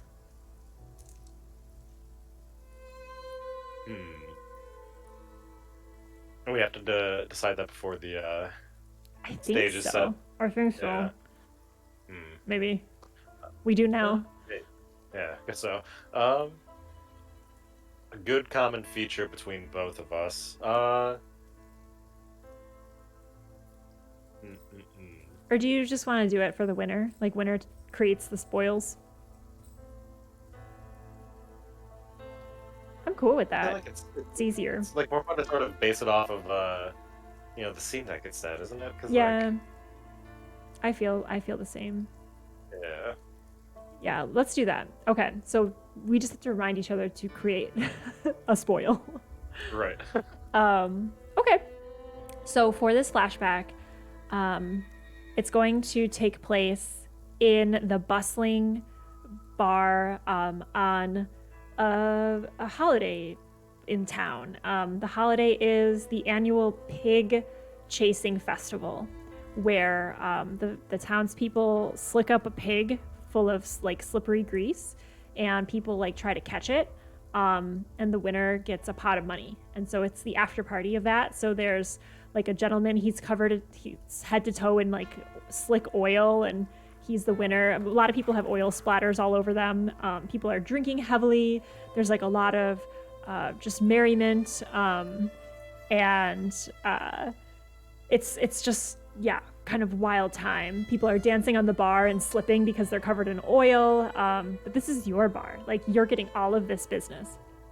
And across the long main road of the town, there's the Tumbleweeds, and Benny's bar is noticeably quieter. Not a lot of people there, except for the rough customers that are the ones who kind of like, they're the ones that took over the bar, I guess, kind of making it like a seedy place to go for in some eyes.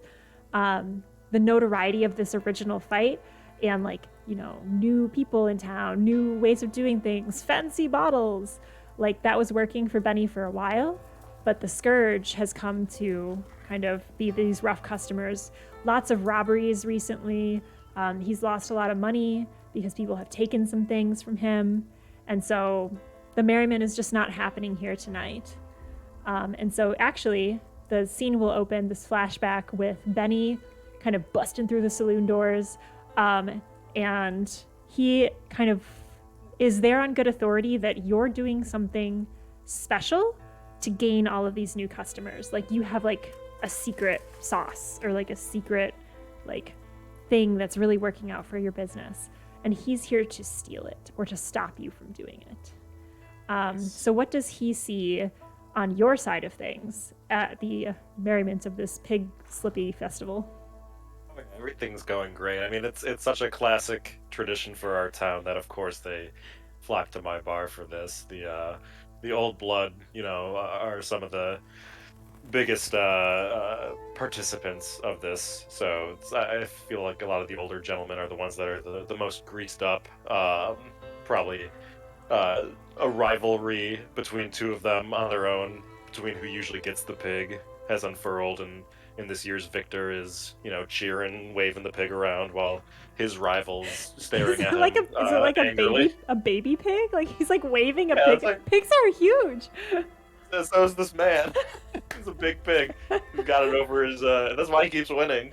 Yeah. So the two burly older customers are sort of Garrett, um, and I'm just sort of behind the bar, just in the light, just sort of like yelling, and just like sort of waving my arm around, just being very flagrant and just enjoying the night really. Um, and so for my secret sauce, I guess you sort of notice that it's nothing too crazy. It's not like anything breaking the mold, but you sort of potentially catch a whiff of a little bit more hops in the air, and you sort of like smell just like a little bit more hoppiness to my beer. Just it's a little less just watery than usual, a little more flavorful, just a little bit more crafted, you could say, and yeah, just Wait, did it you seems just to be. invent craft beer in this western town? I might have, yeah. And I feel that just the higher percentage of alcohol per volume, unnoticed to most of the crowd, is just getting them a little bit more riled up than usual, and just the strong taste sort of breaks away the layers of dust they have on their tongues after living in such a harsh environment, and they really taste that hoppy flavor that we all know and love from these types of beers. So Yeah, yeah, I Benny, think, seeing people enjoying this, he still has two eyes, by the way. For those keeping track, he steps in the bar, and as happy as it is in here, he matches it with this like haughtiness, like, as happy as you are, you'd be happier at my place. It's You're missing out. Look at this swill. And he grabs a beer from a nearby person and takes a little sip, just a discerning sip, and then takes another sip and another, and he's like, "What? What is this? What devilry is this?" He is going to try to avoid your gaze and like make his way to the back room to see what you're up to. So he's pushing himself through the crowd, like, and it's easy to do because everyone's covered in oil, so he just kind of slips off of them as he's pushing his way through. He's very out of place. Everyone is wearing bright colors from the festival, and he's still in his drab duster. And he is just kind of maneuvering back through the area. Do you think that your character would take note of this? On a less crowded day potentially, but I feel I'm just too enamored by just the events and what's going on, and just sort of loving the attention. Honestly, sort of like standing on the bar, just like yelling and just like riling up the crowd, and trying to lift the pig myself and failing, just totally lost in the moment. Yeah, as Jackie tries to lift the pig, one of the participants is also a big burly woman, and she's like, "Careful, you'll throw your back out." I feel like I'll start to struggle, and then just like the older patrons will sort of help me, sort of be my pig spotters in a sense, and so I'm like pretending I'm doing it all on my own, but it's just like other people are just like taking the brunt of the weight. So. In the backdrop of this, Benny is moving towards kind of the back room where you do your brewing, and he goes to open the door, and a hand shoots out from the side of the frame and slams it closed and just kind of gently rests on the door, keeping it closed. And it's the hand of the sheriff. And the sheriff's like, "Evening, Benny." And Benny's like, "Evening, sir." Like this, he's getting increasingly more scary. They have this moment of like standoff. Like, is the sheriff going to punish him for trying to break in back here? What's going to happen? And the sheriff takes his hand off the door and tips his hat and says, "Here, there's a brew real good in the back. Something new, something fun going on back there." And Benny's like, "I understand, Sheriff. Thanks for the tip." And the sheriff tips his hat again and opens the door for Benny, kind of like a chivalrous move, kind of opening it up. You have been betrayed by your scourge. I know. Damn sheriff. And my character will say, "Always happy to be a citizen of this here town. Good people. good authority. The sheriff tilts his hat again and says, ain't that the way?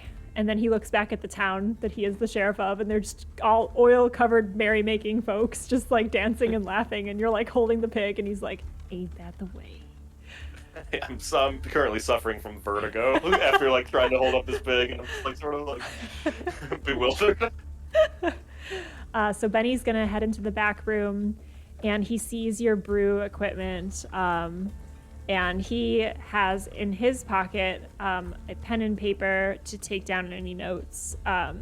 So I think his goal for this is to just kind of grab the formula that's making you so successful. But he sees the vat of liquid that's, currently making so many people happy, and he just like has this moment where he's like, I just also want to sabotage that so bad. Do you feel like Jackie would have an encounter with him in this moment? Or maybe probably afterwards?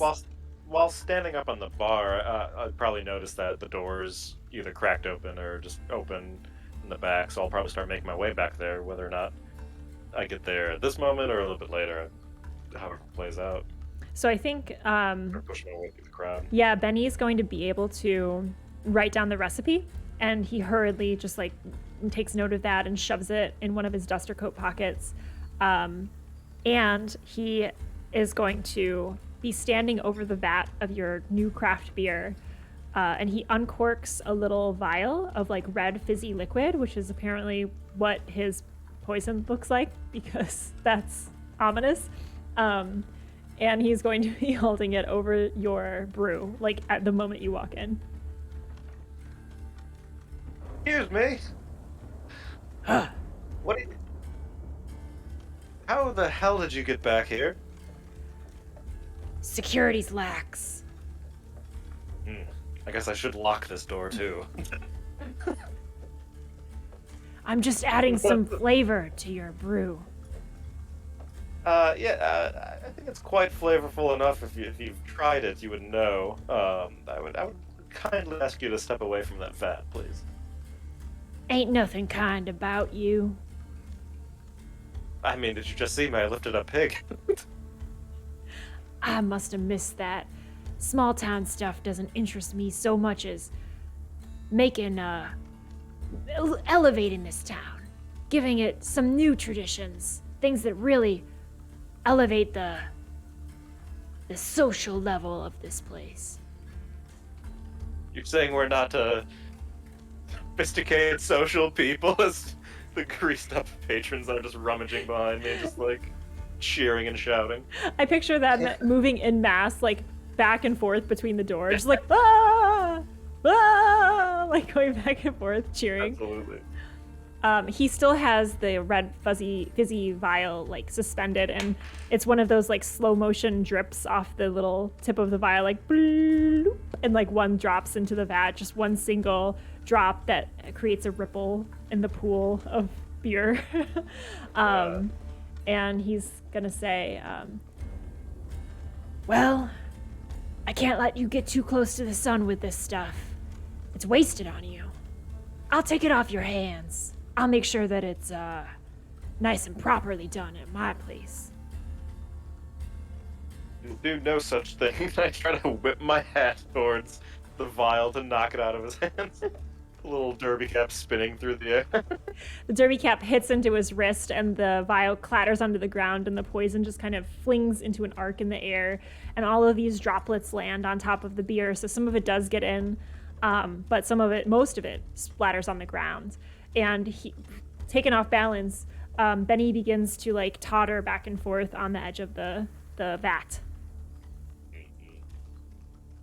So, I think turning into quite a fight, I'd probably try to lunge and push you into the vat itself. Seeing that the vat's been compromised already, might as well get a little beer fight going on. Yes, awesome.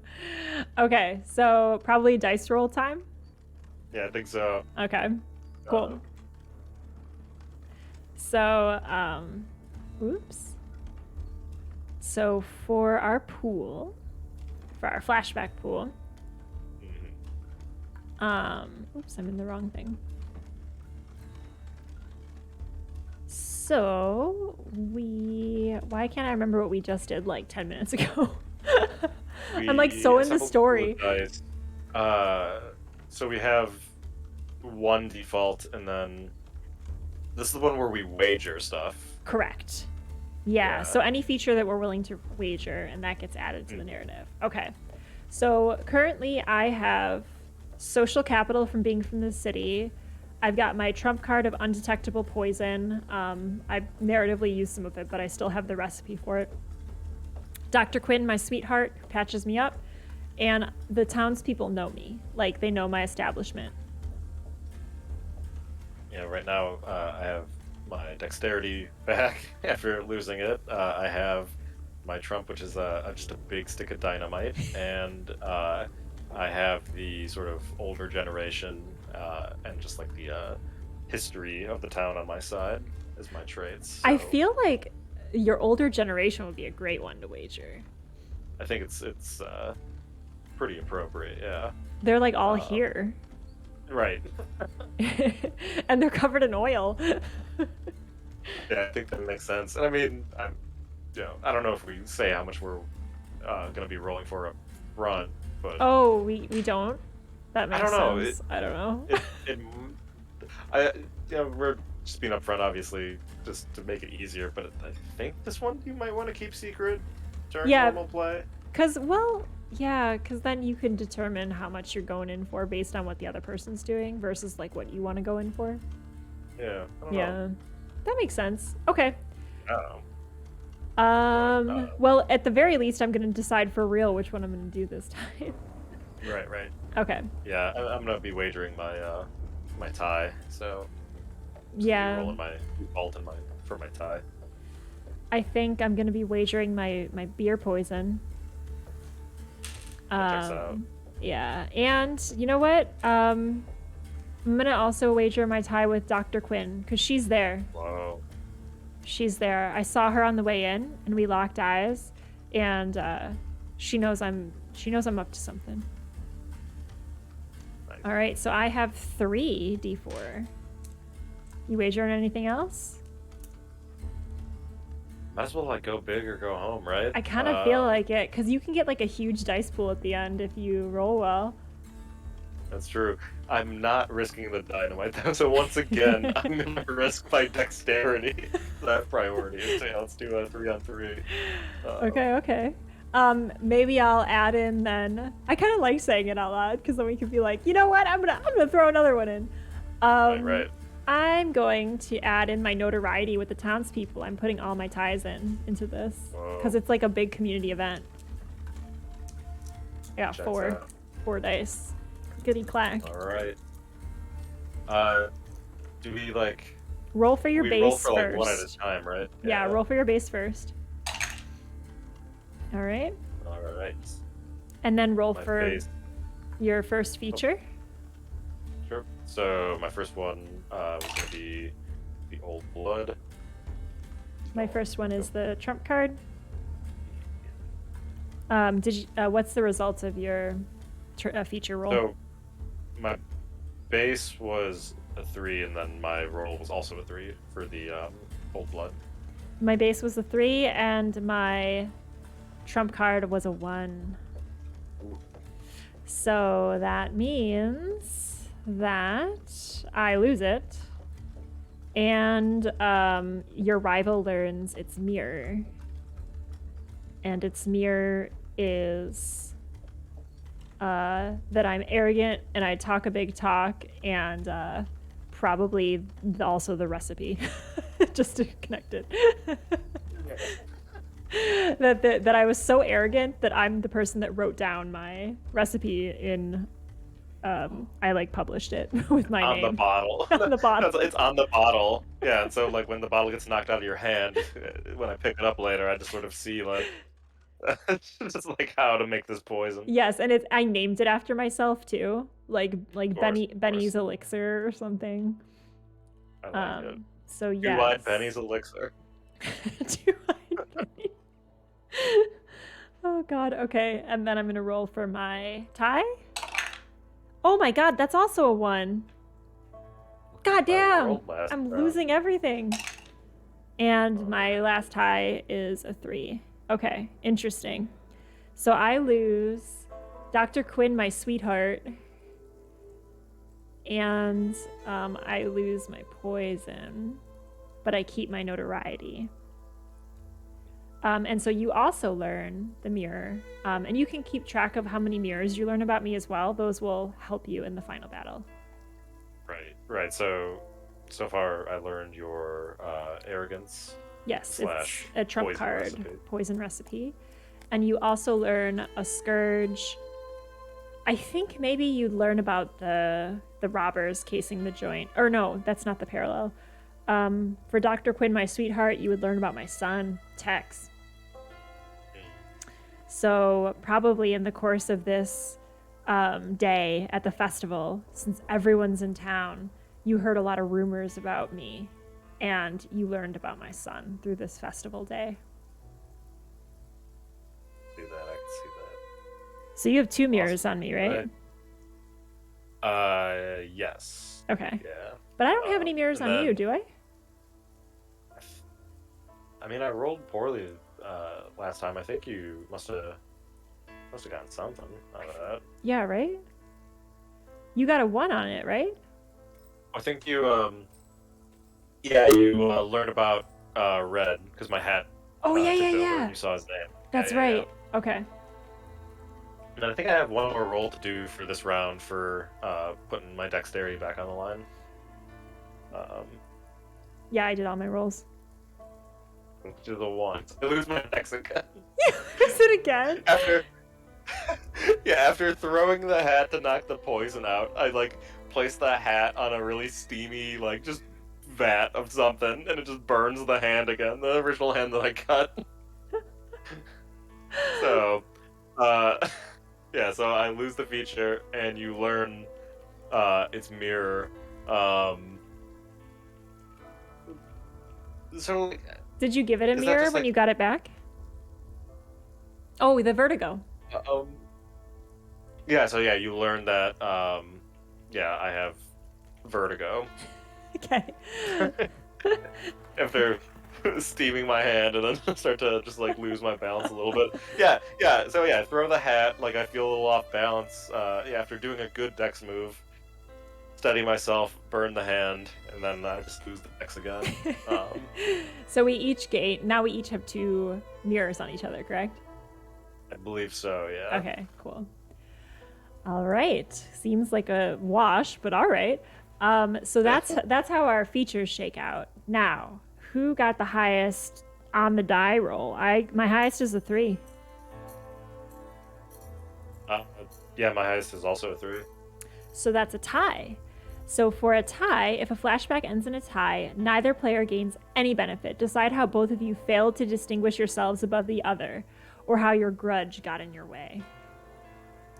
Cool. I feel like in this case, I think it's pretty apparent that we probably caused some commotion in the back room, throwing stuff around and yelling at each other. So wait, don't skip it though. You were gonna push me in the vat. Go back to that. What happens there? And so after throwing my hat, burning my hand, and I start charging at you, and I'm just sort of shaken up. I can't really get a good push on you, but I sort of I do still knock into you.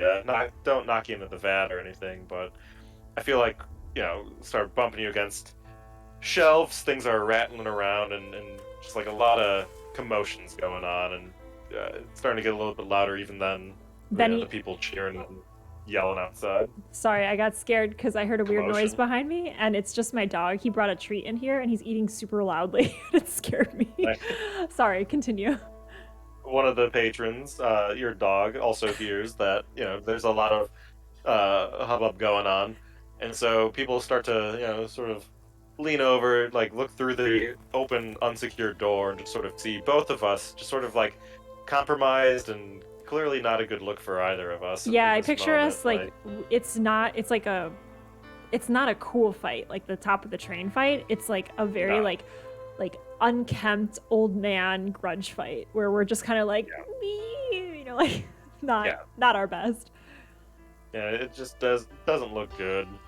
Just a bad look overall. And Benny I feel keeps like we trying all to sort swing of. at you, and like you're so slippery from the pig incident that like you just keep like slipping right out of the way. Like his fist keeps like grazing you, like just like slipping right off Oh, you. yeah, the oil from the pig after I like burnt it on the pipe, that just like really did it in. Just like my hand was like primed and ready to be cooked essentially. So it's all And coming together. Benny just keeps yelling like this craft beer is wasted on you. You're not using it right. You're just wasting it. And he just keeps like wailing at you. You're a thief. You're a dirty thief. And I'm just like trying to like hit you, but not use my hand. And so it looks just like very just like polished of just like this little not cool on the top of the train type fight. And Benny gets more and more frustrated because he feels like he's landing solid punches and it keeps slipping off of you. And so he's just getting like visibly frustrated because of his arrogance. He can't believe that he's not like punching you right into the ground, like KO immediately. So yeah, everyone kind of at the door, I picture them all like crowded in, like boop, boop, boop, boop, like all their heads like on top of one another, like looking in, seeing us. And so your goal was to stop me from, I guess my goal was to stop you from having a leg up on me with your business. And your goal was to stop me from ruining the things that you had going on here. So with a tie, what does that look like? And also, how do I lose my eye? I would love to lose my eye in this scene. In this one? I think so. Or maybe we'll save it for the third act. Yeah, we'll save it for the third act flashback. I just want him to lose his eye for like full narrative circle. I mean, if you want right now, you could slip on some like pig grease and poke it out. But maybe the third flashback might have a little bit more something dramatic if we want to hype up the eye. But yeah, I guess for this wash, you know, the mood's sort of ruined. So like the night's gonna peter out pretty quickly after this, it seems. Just sort of seeing, just obviously like it looks like it's been like spilled in the beer. Like it looks like, you know, we've been like just sort of like tussling all over the place. So people's appetites are a little bit like ruined for the beer, so to speak, and just both of our businesses take a hit after this. Like yeah, I picture people are still out the drinking, music, but like the music even like cuts. You know, it's like. yeah, party's over. And also Dr. Quinn, my sweetheart, is standing at the door and she sees me all disheveled and just looking very unattractive on so many levels. And actually, oh, you know what would be great is if I'm like ranting at you, being like, this town it's too stupid to appreciate good business. I am here to help them understand what's needed. I'm here to help them understand how to enjoy life. This isn't enjoyment. These are a bunch of yokels. And I'm like yelling as though they're not all standing right behind me. And like every single person in the town, including Dr. Quinn, hears this. And you just see her like clutch her hand to her heart and just go, oh, Benny, and just like run out. And I turn and I'm like, Quinn, no, not you. You're the best of them. And she's already gone. Damn. And then Quite the flashback. Ooh, and since you know about my son, I like slump my shoulders and I'm like, everyone leaves. And I'll go to like give you a hard pat on the back, but it's with my burnt up hand and it's like hurts me more than it hurts you. It's like, oh well, you should go chase after and maybe go take a look for Tex while you're out there. Get what? How do you know him? How do you know about him? All right, I think now's the time for you to leave, and I'll try to start pushing you out the door. And I think some of the older crowd at least is not turned off by all this enough to sort of help escort you through the bar. As people are kind of pulling Benny, who's that? Pulling Benny forward, he yells back at you and says, "Don't ever say his name again! Don't ever say his name!" And people are just kind of like, "All right, buddy, too much to drink." What, are you talking about Tex? And every time you say it, he flinches. And he's like, I will get you, Jackie! Like as he's being pulled through the bar. And that's the draw is, it's a mess and everyone knows that both of us are a mess. Yeah. All right. Not bad, not bad. So we cut back to the top of the train. I think for this second act, we're moving through a tunnel because that's also cool. So let's go to our second pass.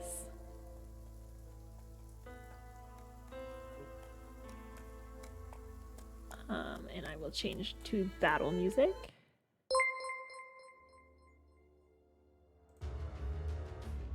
Awesome. All right, we got train battle music in a tunnel. It's happening. Nice. So we're on top of the train. We've got, we got some raiders. Hello, welcome raiders. Going. We are currently playing First Dig Two Graves. It's a dual rival game. I'm playing with my real life brother, and we are rivals who own dueling saloons in a small western town. And the game is structured so that it's a flashback and then an epic battle. Flashback and an epic battle. So we have just finished our second flashback, kind of establishing why we hate each other. And now we're back to our epic battle on top of a train. So my character is One-Eyed Benny. And Mike is playing... Go ahead. Jackie. A not British person, but sort of, who has a derby cap stolen off of his former mining partner's, his body sort of slid down the shaft and the hat was all that was left, after sort of leading him astray and pushing him forward through the mines, only to find a bunch of fool's gold instead. I love that. It's very poetic. Oh, yeah. So these two, who believe that they are the best saloon owner that the town has to offer, are fighting on top of a moving train, which we should probably resolve why we're on a moving train in the third flashback, but that's neither here nor there. So my character just punched you in the face and gained ground, stood to his feet, breathing heavily, kind of slumped over. Jackie, you got no brains, was the last thing I think we said to each other, and you had insulted my eye. So let's gather our moves, our maneuvers. Yes. So again, I'll drop those in chat. We have 4 maneuvers to pick from, and we decide which ones we're bringing with us into this round, and then we match them up to each other for different results. Things that are at stake are features, which help us in the final dice pool, mirrors, which are weaknesses that also can help us in the final dice pool, and then just good old-fashioned smacking each other around. So is it like the last time where I believe we get 1 maneuver die after every flashback? Yes. Does that include, does that keep adding? So now we have Yes. 2? Okay. Yes, indeed. Man, I So need we to get have more 2 D4. default, and then, I only have a couple that I'm reusing, but Grab we my have giant dice 2 back. Oh, jeez. Yeah, 2 default, and then I believe for me, since I relost The other thing we dexterity- forgot. What was the feature that we gained from that scene? Isn't it a tie so we both don't get it? That's right. Okay, continue. We don't even have to think of it. It's Right. great. That's doesn't wonderful. work for us. It doesn't matter. So I think like last time I have only 2 because I lost my dexterity. So I'll actually have 4 though, since we have 2 defaults. Not too bad. Oh yeah, I lost a lot. I don't know why I'm getting more D4. Let's see. So I lost 2. So I only have 2. Oh, this is terrible. Oh wow. Yeah. Tell me about it. Okay. So now we go ahead and we pick which ones we're bringing. So out of reveal, seeing their weakness, draw, getting a feature for ourselves, striking, advancing our position. Oh, I did move up my position on that last one. Cool. So I'm at 1 position, you're at 0. or denying, which is an all-out block. So go ahead and pick which ones you're bringing. Sure.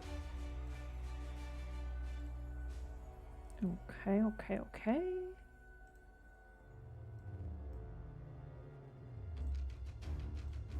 And I'm writing them down for honesty.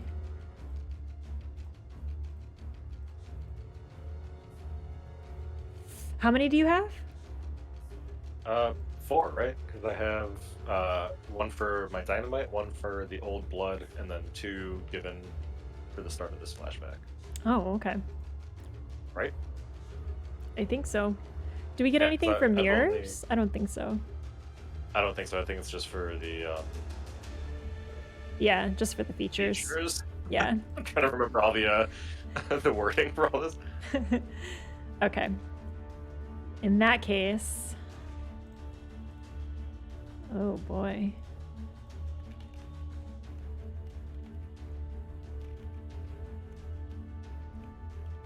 Okay, I'm ready. I've got my 4.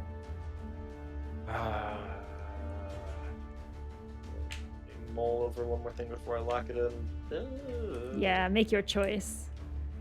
Make your choice, Jackie. All right, I am locked in with my 4. So, who goes first then? Oh, it does say, starting with whoever lost the last flashback, or the player who did not choose the last flashback if it resulted in a tie. So that was you. Do I go first? Yeah. Cool. I am going to draw. So I'm going to try to draw and hit a depth to attempt to gain a new feature. What say you? Say me is my brain is very slow. I'm going to... So you're drawing a new feature, eh? I don't like that. I don't want you to have advantages for the final battle. Okay, so if you draw... Ooh. I'm going to also draw. So we both gain a new feature. Interesting. What does that look like narratively? All right, so we're on top of a moving train, but we are in a tunnel. Yep. We just both break pipes down from like the ceiling. That's awesome. trying to like look around this tunnel. There's not too much going on. I'm sure it's pretty dark too. It's kind of like in Willy Wonka where they're going through the tunnel and it's all creepy. Like, I don't know. The tunnel is not well constructed, so there's little breaks in the concrete and like shafts of light are kind of coming through. But since we're moving so quickly, everything's moving almost like a stop image motion, and so we're both jerkily like fighting in this stop motion fight. And yeah, there's like pipes and things, and the train itself. Oh, also we probably have to crawl, right? Because it's a tunnel. Right. So we're like crawling around and we're just yelling how much we hate each other. So what skill do you gain? I mean, we could just get Dex again. God damn it!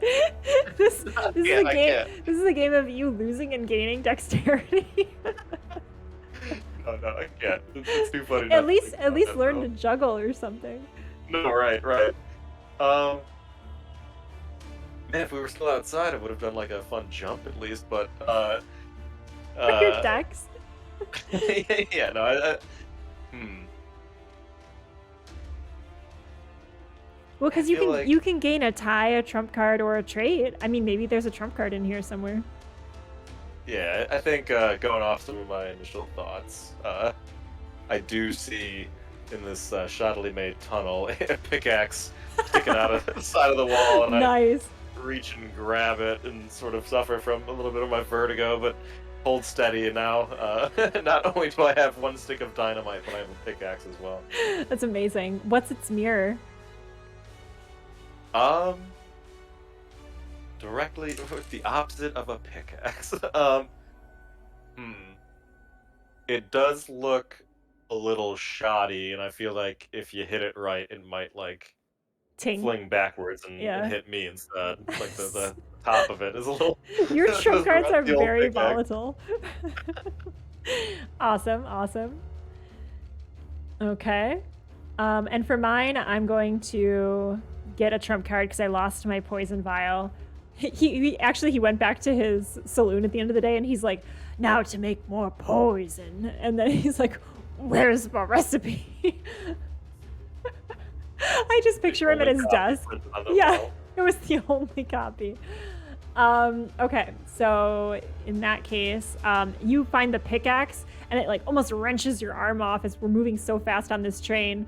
I'm going to like move out of the way, like do a barrel roll, like rolling along the top of the train as I think you might bring that pickaxe down on me. And in doing so, some of the rubble from the tunnel, shoddily created tunnel, everything's dusty and shoddy in this place. Some of the stones come loose, doom, doom, doom, and they fall on top of the train and they hit right where I was crawling before. So it's a good thing you got that pickaxe because it made me roll out of the way. And I turn and look and see the stones on top of the train and I pick up a big rock. So yes, this is my trump card. You know, it's interesting though, because as we're doing this, I'm like, should we be gating our stuff from this moment or from a flashback? Because we have to use them in flashbacks, right? So it's kind of weird that we're like in a flashback and we're like, I use my rock that I get from the future. Yeah, I guess like my like I don't know. I sort of retcon the vertigo too. I don't know. We may have discovered that we're doing it wrong. We are. Oh no, we're robots. We're time robots this whole time. I knew it was. This is a cyberpunk world.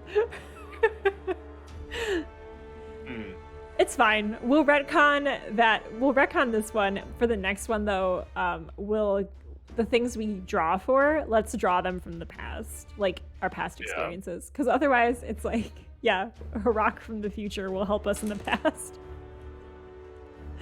What if it was my old trusty pickaxe that I left in stuff? Oh my god. For safekeeping.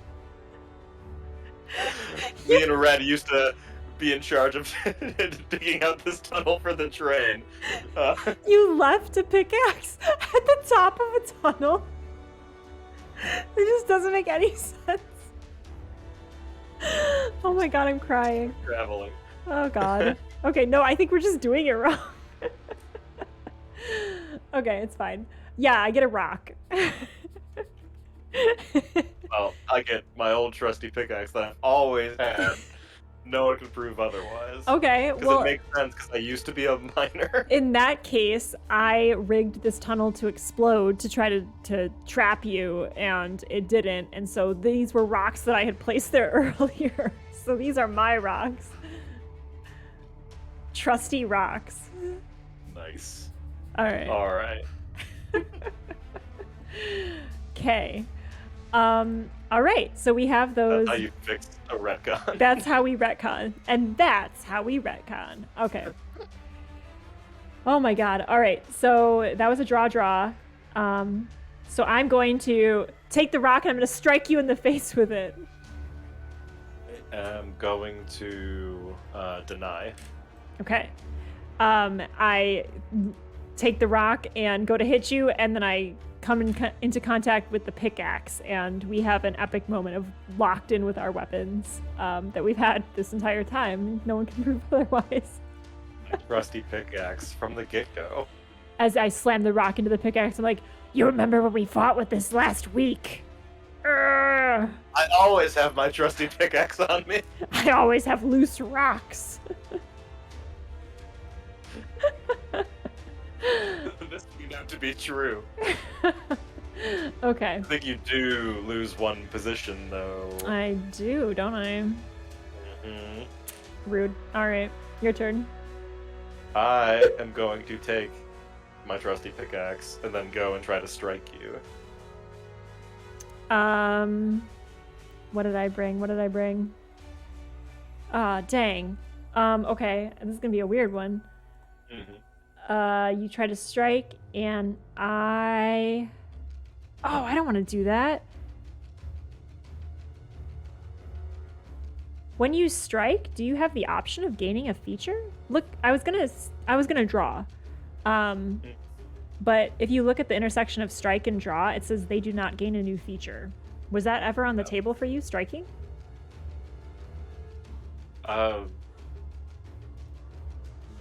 No.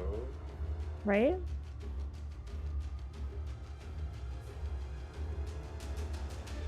I feel like that might be a table error, no? All the other ones deal with position if you look down the row. Yeah. So maybe it means they do not gain a new position.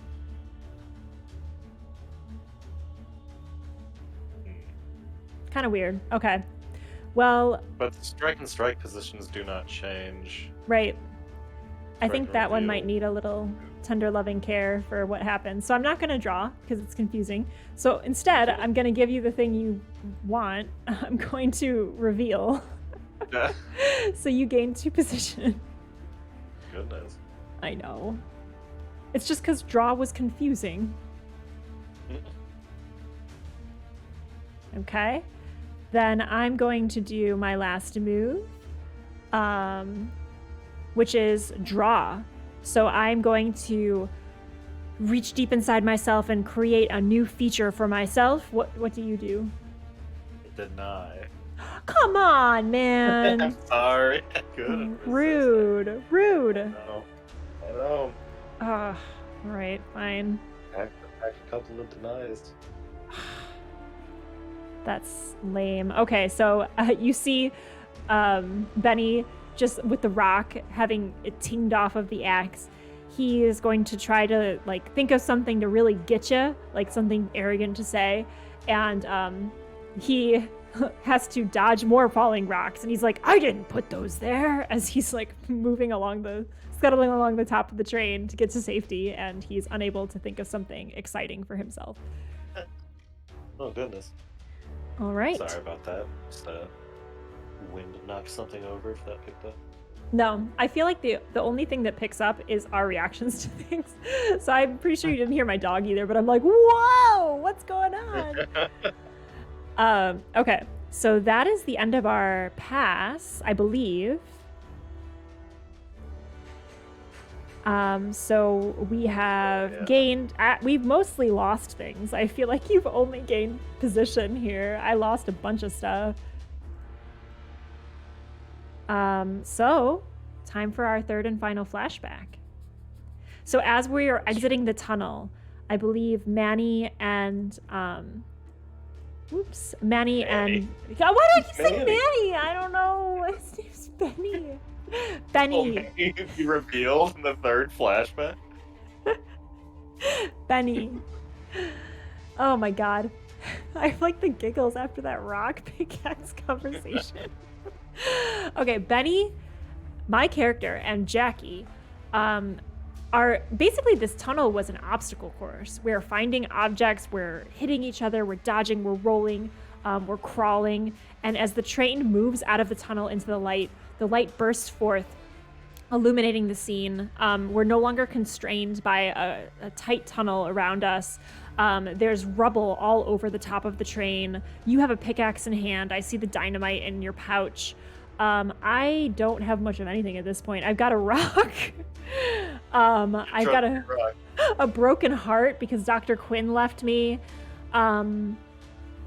I just have my belief that I have good ideas because I came from the city capital, and gosh darn it, I know things. And I'm arrogant as hell.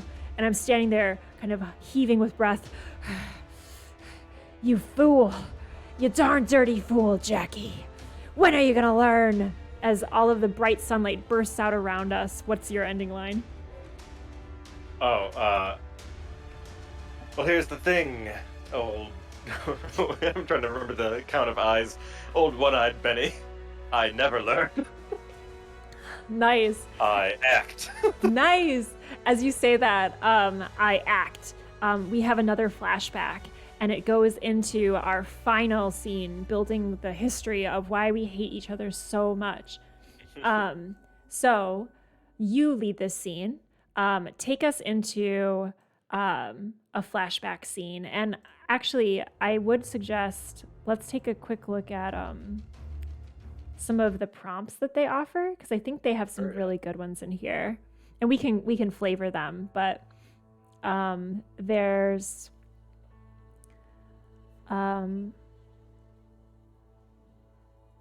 hoarded knowledge,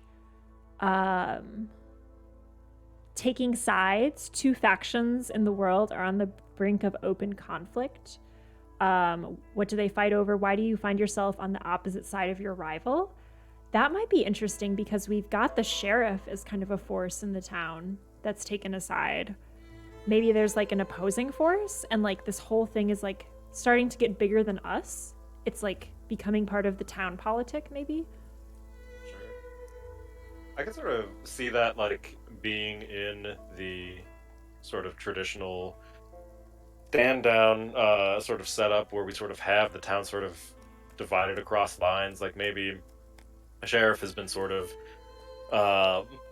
more on your side, obviously, due to our scourging history.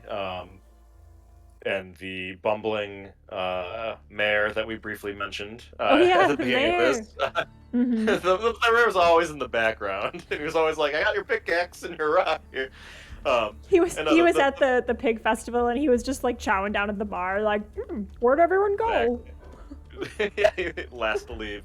But yeah, that being said, no, he has been on more my side, sort of supporting the traditions of the town, supporting the older blood that supports me in general. So I feel like, and sort of become a rift in the political structure of the town, given the sheriff's sort of pull in the local politics. And I feel like a lot of people, including Dr. Quinn and just everyone along the way, has just sort of had to take that side of like, hey, like, this other side is causing the trouble type mentality. Yep. So what is that? Like how does that escalate then? Like, is there going to be like a fight in the town? A town brawl? No, I think. Yeah, I feel like it's got to escalate between us primarily, and it sort of spreads throughout the town. And I feel like, I don't know,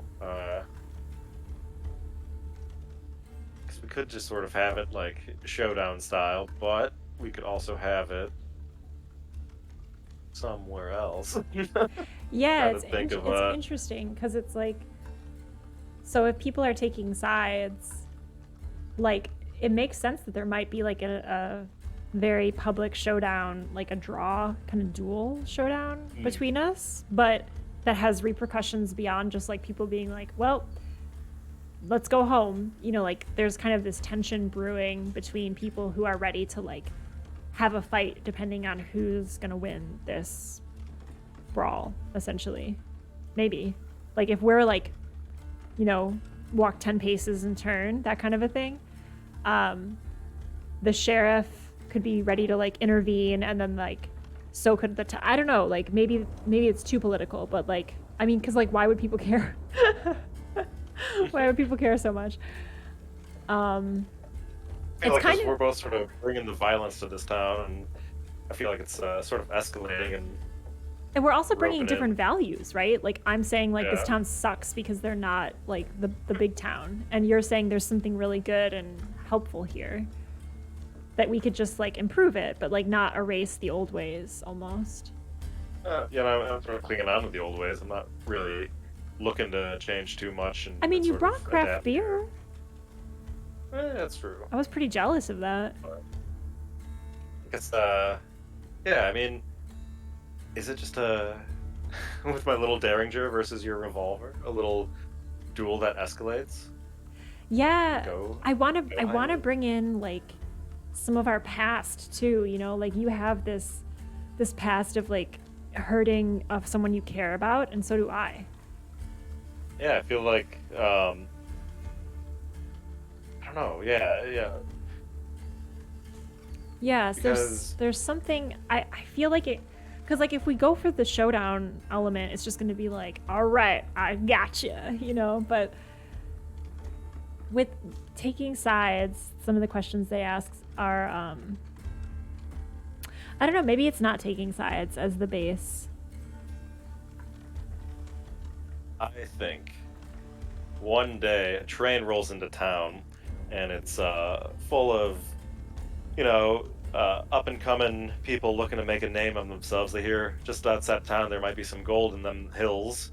Um, and so we don't make too much of it, just people come and go all the time. But, with it being new customers, like I feel like we both sort of have the same thought. We both make our way up the mountain towards the mining site Yes, to yes, sort of yes, see yes. like, hey, like let's introduce ourselves. We're thinking, and try to get these customers both thinking the same thoughts, going up the opposite sides of the mountain to meet at the mine. Oh my gosh, Um, yes. Like we think it's our original idea. Like each of us is like, I'm gonna set up early and head up there. And like back on the other side of town, you're like, I'm gonna set up early and head up there. I feel like we both can convene in the area, and I noticed that they're sort of going down a shaft and through a vein that is a little familiar to me. Like this area probably hasn't been touched in a while, and you know used to be caved in, but they've started to clear it out and they're starting to dig down, and I'm not liking where they're digging. And I think that you might notice that one of these young up and coming miners might look a little familiar. Might look a little My like a son! little like a little Tex Oh a my little Texas god! mining away. I love this so much. I Okay. feel like in the deep distance, there's a little bit of a commotion of like, I think something's in here. I think we see is that a skeleton? And there's a depression on his skull where there'd be a derby hat. Like, a skull perfect for a derby hat, if I do say so. That never a finer skull for a derby hat. Okay, I love this. Yes, because I feel like we do need to bring those threads in. They're the most like juicy threads. I love that my son is here. I did not even think of that. That is so good. I thought he was always going to be off screen. This is amazing.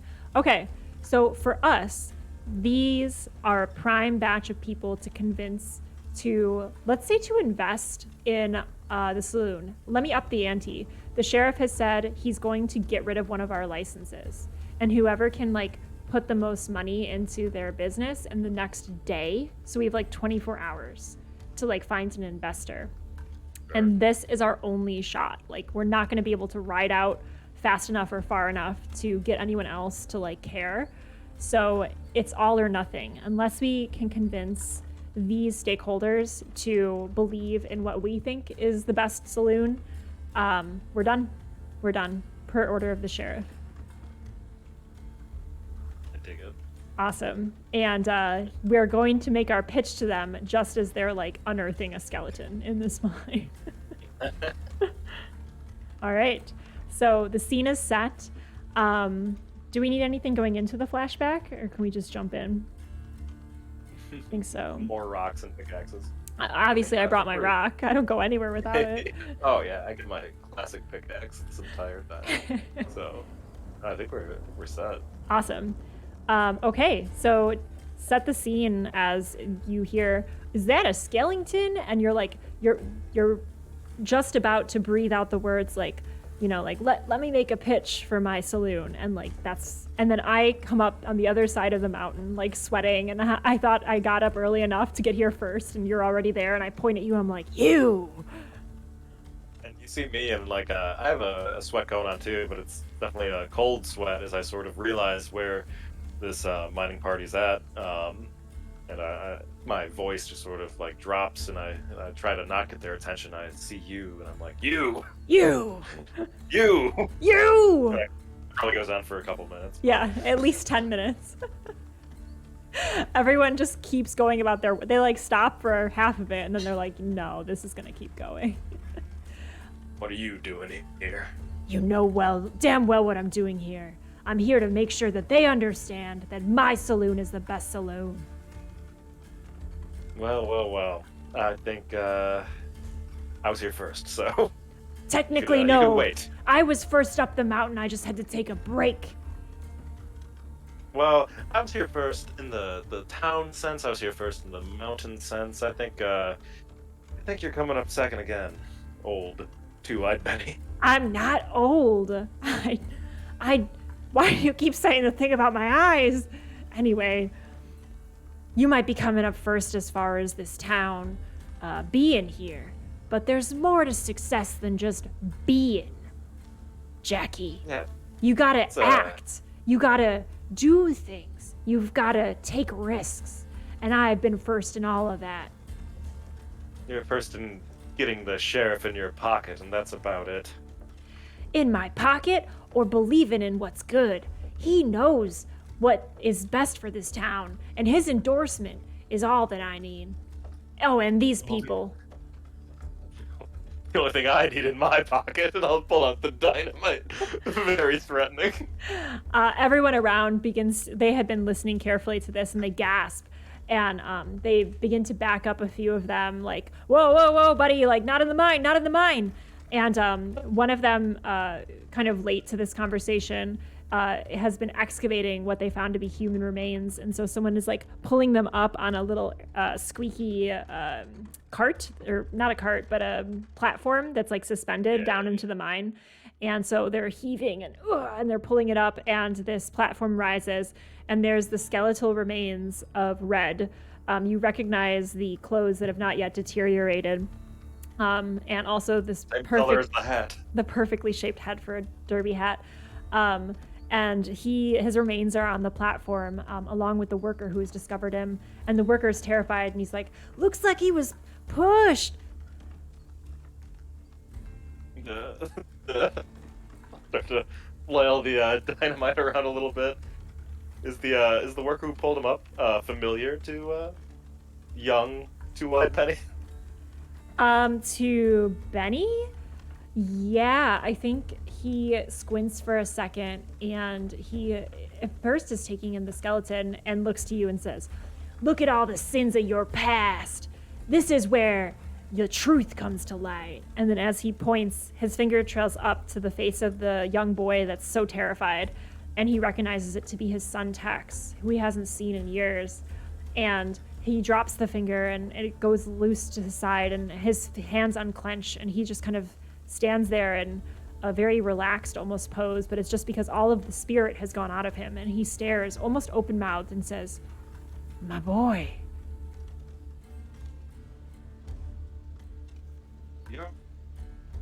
Is that Tex? He whirls, immediately filled with rage again. I told you never to say his name! Well, I'll shout it. Tex. And I'll start flailing the dynamite around. Every time you flail it, like, wherever it points, people are like, ah! And they're just scattering and hiding. But Tex, hearing his name, Tex, he looks up, and he's like, how do you know who I am? And then he turns to look at you and then sees his father and says, Pa, is it you? And he immediately starts jumping like off the platform onto the ground around where they had kind of been excavating. And with the weight of it, the skeleton rocks on the platform, and you kind of see the head kind of bobble, and one of the hands, the skeletal hands, tilts and like goes into the pointing position and points at you, Jackie. Well, that could mean anything.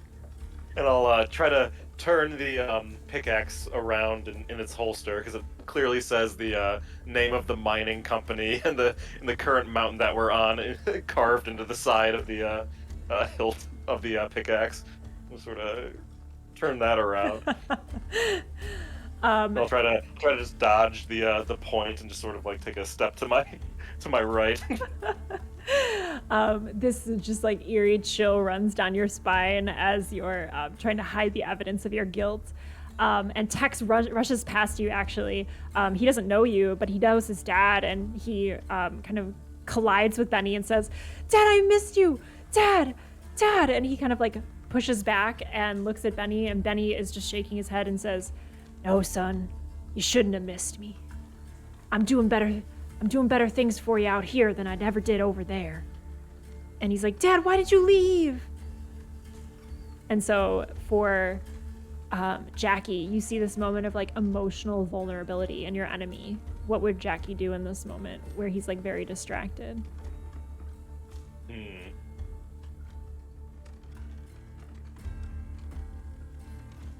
Well, I feel like I might try to slink on over to the skeleton and sort of try to like kick it off the platform back down into the shaft during this moment of distraction. As you do that, so it's basically like both of them are confronting the ghosts of their past. Like Tex is here and asking hard questions in front of everyone. And the skeleton is somehow caught on the platform. Like the bones are like wrapped around the chains that had been constructed on the platform. And so as you kick it, the more you kick, the more mangled it gets. So instead of like falling off and like hiding the evidence, it just becomes more violent. Like it becomes like you're accosting the ghost of the mistakes you made, and its body begins to twist and kind of contort as your boot intersects with the bones. You hear them clatter together almost like laughter. In this moment, the main stakeholder of this company, who has come here on a very fancy train from very far away, let's say he's like a big, like, I don't know, what do you think he looks like? I was picturing like big barrel-chested, portly dude, but like, I don't know, do you have a different vision? As long as like just like a little kiss of sunburnt nose and just like a big bushy beard, I like that. Okay, like lumberjack vibe? Yeah. Okay. And he strides up and looks to the both of you where you're having this like violent encounter with this dead body, and Benny is confronting his son, and he looks so uncomfortable, and he looks between the two of you and he's like, why should I invest in either of you?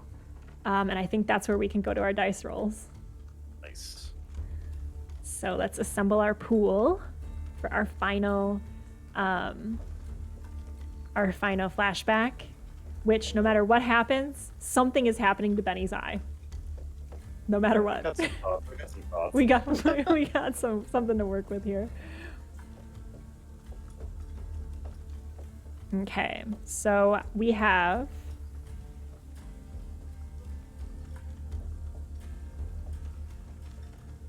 got whatever we wager. I got not a lot to wager. That last pass was really bad for me. I think I got 3. I have 3 as well because I gained my pickaxe, and I have my dynamite, and I have the old blood tie, and I lost dexterity, so I have 3. And do we get 1 base 1? Yeah. natural? Mm-hmm. So 4. I have 4 as well. I've got social capital from the city, a trusty rock, and notoriety. All right, I'm gonna roll my base. Hell yeah. Rolling my social capital. Garbage. My trusty rock. Also garbage. And my notoriety. Whoa, that went everywhere. All right, decent. Okay, so did you lose anything? Yes. So, what is the base doesn't tie anything right now? Or What's that? the base isn't like tied to anything right now, right? Base is just for. Correct. The base is another chance to get a high number for winning the whole scenario. Gotcha. Cool. Yeah. So I did roll a 1 for one of my features, and I lost the tie to the old blood. So I feel like in this moment, just sort of messing around with the mining company, just sort of causing a scene, and obviously the fallout of whatever's about to happen between us here. It just sort of leaves a bad taste with a lot of the older members who are sort of the supervisors, and the lumberjack fellow that just approached us as well used to be a go-to regular, but just sort of seeing me sort of trying to kick a skeleton into a mine shaft was a strange moment. So I think people are starting to rethink who exactly this Do you weird remember man is. from C Lab when he's like, gotta hide my dirty sheets? Do you remember that? Well, C Lab 2021. I'm assuming Captain Murphy. I think so. Yeah. It just popped into my head. Continue. Oh, but it's those vibes of just like, and I feel like sort of that built upon just like sort of seeing Jackie and Benny just fighting at various times, and it's just come to the point where it's like this weird derby cap wearing guy is a little bit too much. So losing those ties, but yeah, I did not roll a 1 for the other two. So I rolled a 1 on my social capital from the big city. Oh shit. Yeah, so I think encountering Tex again has just made it so that he realizes like all of this talk. It's like when you have this identity from like a past self, and like at first you're all about it, you're still that person, but as time goes on and you spend time away from that place, it becomes more of a story you tell versus like who you are. And as he sees his son, he notices his son is like wearing like fancy duds and like talks a little like city slicker, and like he hasn't even seen his son in 2 years, and his son has grown and like has like a little peach fuzz on his face, and he's a man now, and he like doesn't even recognize his own son, and he just realizes like he doesn't have the clout from the big city. He's a phony. He's from the saloon town. That's who he is now. And so while he loses that, he kind of almost doubles down on like the urgency of like getting this saloon thing up and running, because it's literally all he has left. He also loses his trusty rock. He lets it slip from his hand in fear as he sees Tex, and it clatters down the mine shaft, and he's like, never fear, I'll find another one soon for our train encounter. Weird retcon. But yes, so I've lost those. Oh shit, you know what? We haven't even done any re-rolls. Do you want to re-roll anything? I'm gonna re-roll my trusty rock. And that wagers That what? I'm gonna go into negative on position, Oh jeez. but I get a 4. I keep the rock. And he's like, I always have this rock, and he catches it before it goes down the shaft. No, yeah, I like that. I think I'm just gonna lose the old blood. I don't want to lose position. But I do think since I did wager some of these features, I have to utilize them. And one of the things that I wagered was my dynamite, and I rolled a 3 on that. So it does work. It's unavailable in the next flashback, but hey, you know, it was the last flashback anyway, so that worked out pretty good. Okay. Well, first, I before we go into that, let's decide who controls the outcome of this. So, what are your numbers? Highest? Do you have a 4? Nah, highest is 3. Okay. Then I'll control the ultimate outcome, but let's build it together. For sure. Alright, so I'm thinking, sort of being entangled with the skeleton and just, freaking out about it. I'm gonna finally... Well, this doesn't make any sense because I have the dynamite. Well, I always have a stick of dynamite on me, let's say. But only one at a time because it's very big and cumbersome. So I'll take this stick of dynamite and try to, like, shove it into the skeleton. And I'm gonna try and light and explode this thing real quick. And so I think the shadow for that we established, which is a little bit of our own flavor, was that if I roll lower than a 4 on a d12, it's a dud. So Yep. I have my d12. Excellent. So let's see. I'm trying to light it and like try to like do a final kick down, so it's not just like sitting on the surface. It'll hopefully, if it isn't a dud, explode as it's falling down back into the mine shaft below. So the fuse is going, and I'm like kicking it down, and like it just like the fuse gets right to the bottom, and I sort of see it, and it starts to smoke, and it almost looks like it's going out, but just barely. It looks like this thing was barely pieced together correctly, and so The skeleton sort of flies down there, and all of a sudden we hear a nice kaboom.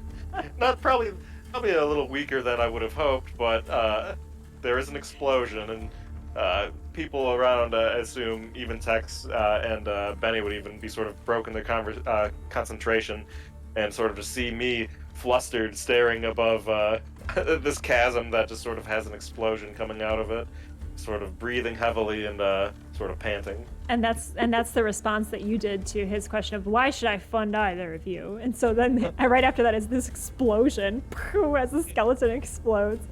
Yeah, pretty clear why I lost the support of the old blood in town. And so for mine, I'm keeping the rock, but I am using it. And so as Tex is kind of like, Dad, and like we both kind of stutter a bit because of the explosion. And I look past Tex, like I'm not even making eye contact with this long lost son, and I'm focusing on you, who are sitting on the raised platform, kind of hanging over the mine shaft. And I see the skeleton had fallen down there, and I re-clench my fists with the rock in hand. It had almost slipped from my grasp, but I had clutched onto it. And I say, "This is no place for you, son." And I'm going to, and it's kind of unclear if he's talking to his son Tex or if he's talking to you as like a nickname. And he throws the rock directly at you, kind of just launching it forward with all of the vitriol and hate of someone who sees the source of all of his problems. And all of his problems are right at the surface because of his son's presence here. So he's gonna ping that rock right at your head, hope to bean you and like knock you into the pit as well. Nice. So I think, yeah, that's my use of the rock. And so the rock is flying at you. What happens next? Well, as a person who's fallen in and out with good dexterity, I'm currently not a dexterous person, and I don't really have like a good way to dodge that rock throw. It does connect.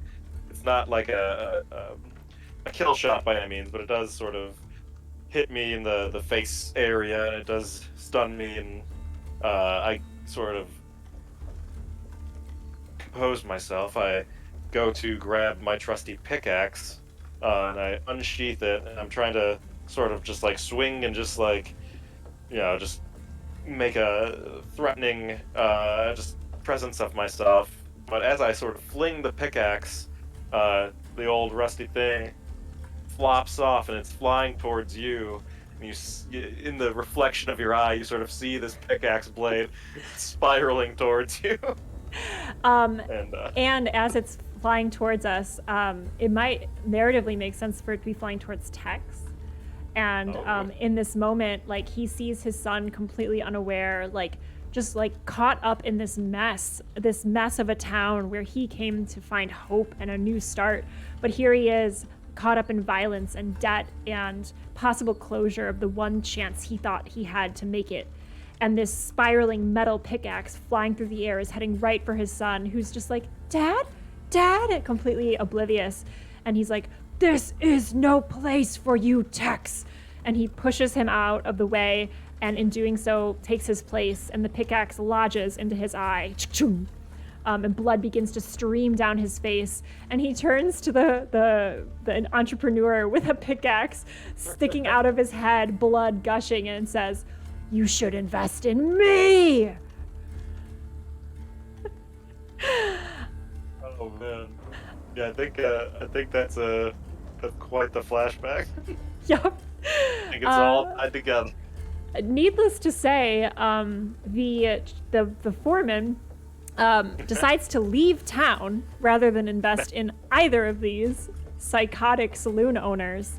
And probably Benny and Jackie decided to try to chase him down and ended up meeting at the train station. And as the train is pulling out, they're both like, "No, I'm gonna get him to stay. No, I'm gonna get him to stay." And you both like climb up the ladder, and you're on top of the train, and you're actually attempting to get to the front car, which is where the entrepreneur is. And so that's why you're fighting on top of this train, kind of clamoring for a last-ditch effort to get him to stay to invest in your saloons.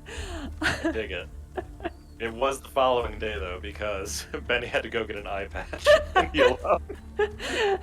No, he stopped by Dr. Quinn's and made a final plea. And he's like, do me at least this one thing.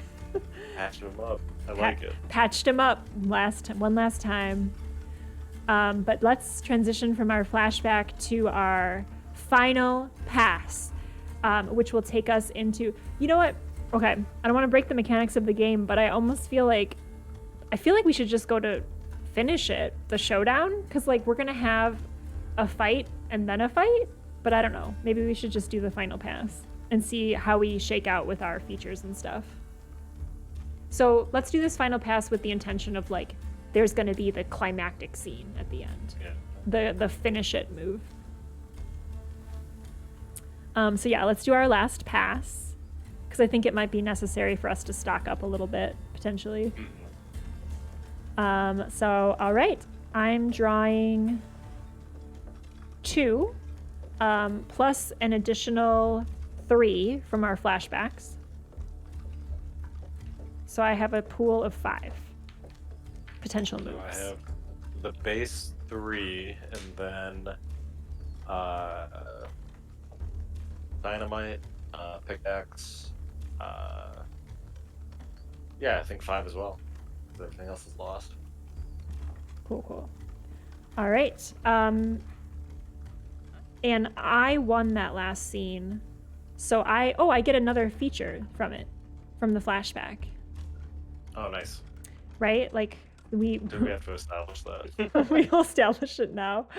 That's probably why they make you do it at the beginning, so you don't forget. Right. So let me gain a tie, and it's to my son because I saved his life, and we are. I decided I want him back in my life. I want to be a better father. And the mirror of that is the scourge is my shame for having abandoned him. Right. It's an open wound. Okay, so I'm adding another D4 then, because I have that extra feature to wager.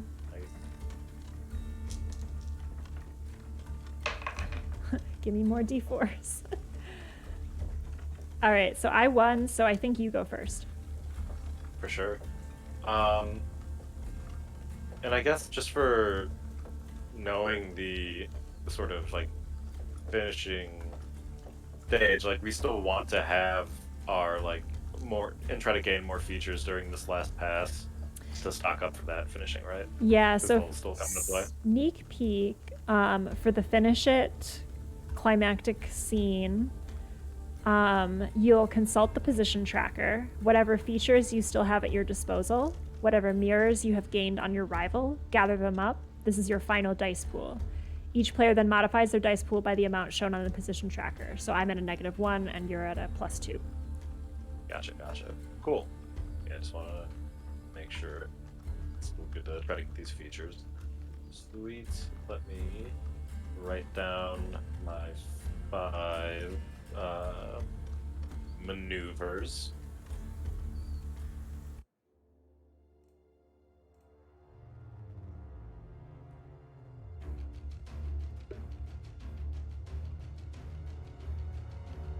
Oh yeah, keeping me honest. I should do that too.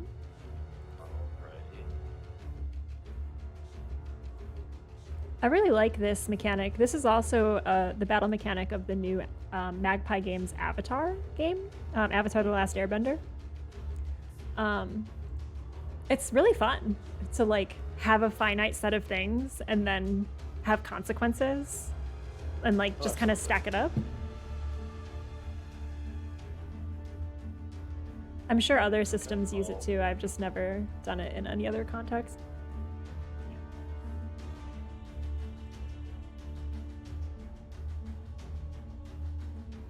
Man, I've got... Do I have 6? I think I have 6. Woof. All right. Dang. All right, whenever you're ready. I start, right? Yep. Cool. So I am going to draw. Okay. Go ahead, gain a I'm new feature. going to deny. All right, no change. And what does that look like? Narratively. So we just Yes. burst forth from the tunnel, and the sun is all around us. There's rubble on top of the train. We are one car away from reaching the entrepreneur below. We're covered in blood and bruises. And we both have this drive to get there first and to possibly even push the other person off the train at this point, like get out of the way as the blood running through both of our veins.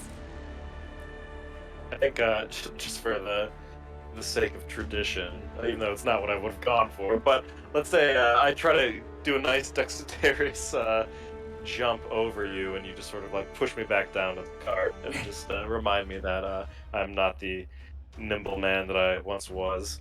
And just deny that leap. Makes sense. Yeah, and I say, I don't know. I'm all out of one-liners. I think he would just yell with like all of like his being, and just like grab at you like stay down.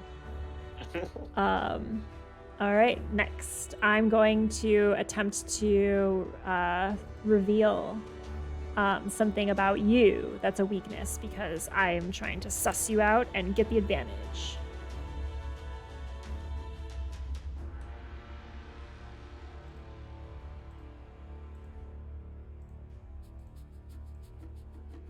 What you got? Under.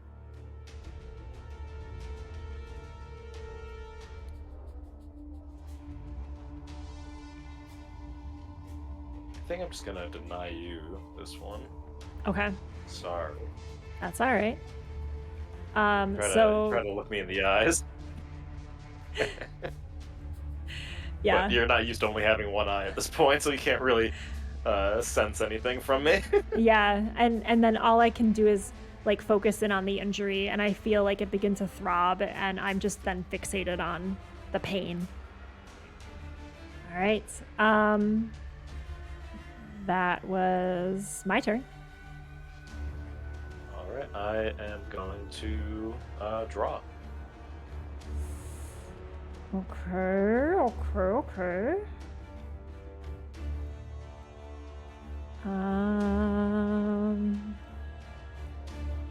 I'm going to...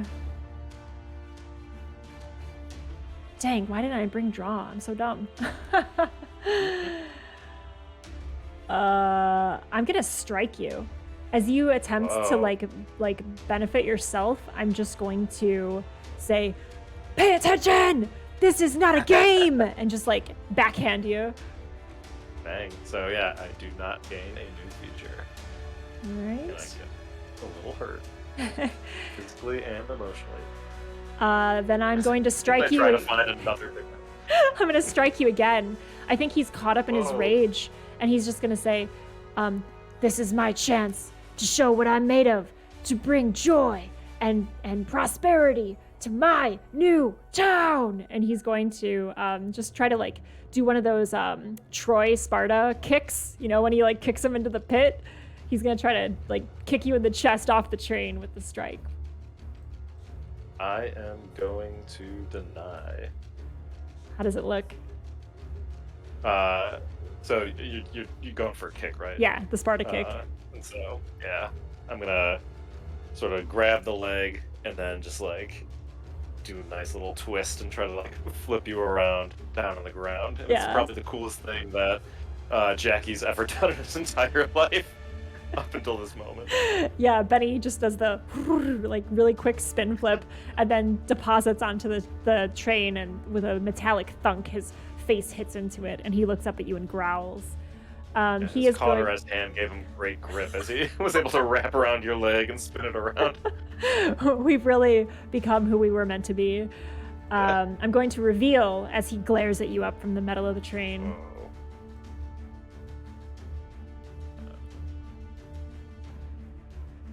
Reveal, and I am going to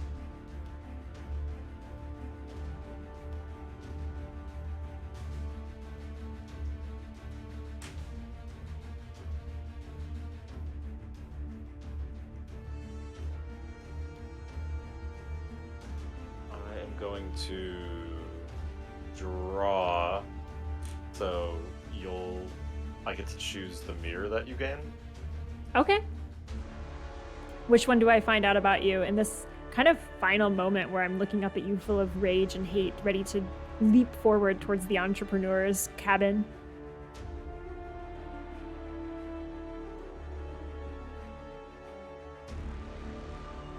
I don't really have any really nice thematic ones, because you already sort of know about red.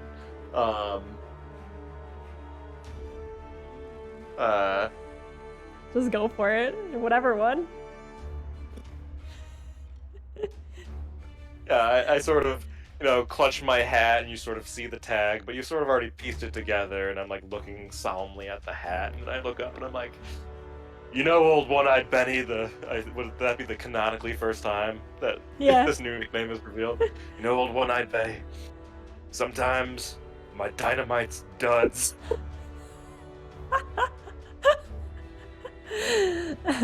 And Benny will say, "That's on par with your whole life!" And he stands up with like one swift motion, and he's gonna go run towards the cabin. So you'll gain that secret of your dud dynamite. Do I get to choose something on that? You revealed and I drew, so I choose what mirror. Oh, you choose. Okay, cool. Yeah. Awesome. All right, and I believe it is my turn? Or no, it's your turn. Yeah, my turn, and I'm gonna. This is the last one. Yeah? Yeah. All right, tell me what it looks like. So you just yelled at me. You're running towards the front of the train. I insulted you as well. And I am going to just ramping up the violence real quick, but I'm gonna just run after you with the old pickaxe and try to knock at your legs and try to just dig at your legs so you fall down. Dang. As you strike, I'm gonna use my last move, which is a deny. Whew. Nice. And I kind of I turn to look to see if you're chasing me, and I see you swing like a farmer threshing the wheat, and I jump over it much like a kid in a game of like hopscotch, and I do just like a little like side leap, and with the momentum of the leap, I picture him like flying like with like a little Newsies kick, like ding, like with both legs on the side, and he's like flying towards the window, and he's gonna like attempt to grab onto the side and like swing in through the side of the window with that momentum of leaping up in the air. Nice. The coolest thing that he's ever done. And with that, I think we're gonna go into our finish it scene, which is the final scene of the game. So first, let's assemble dice pool. So currently, grab all of your features that you haven't expended or cached throughout the gameplay. Grab all of the the mirrors that you've learned on your opponent, and each one represents a d4 in your pool, and we will be rolling here. So, does that mean like if we had spent it in a flashback that we don't have it anymore? If you rolled a 1 or 2, it got cached, okay. Yeah. But if you rolled high enough for it, you got to keep it throughout the scenario and keep it now. Right, okay, yeah. So I have 3 mirrors on you. I also have 3 features. But I have a -1 position, so I'm going to take out one of those dice.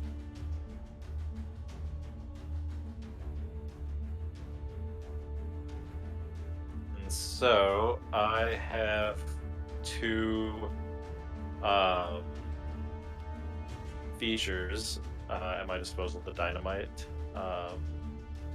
and the pickaxe, and then I gained 2 mirrors on you: the poison recipe and just learning about text in general. Mm-hmm. So that's 4 total, I believe, for that.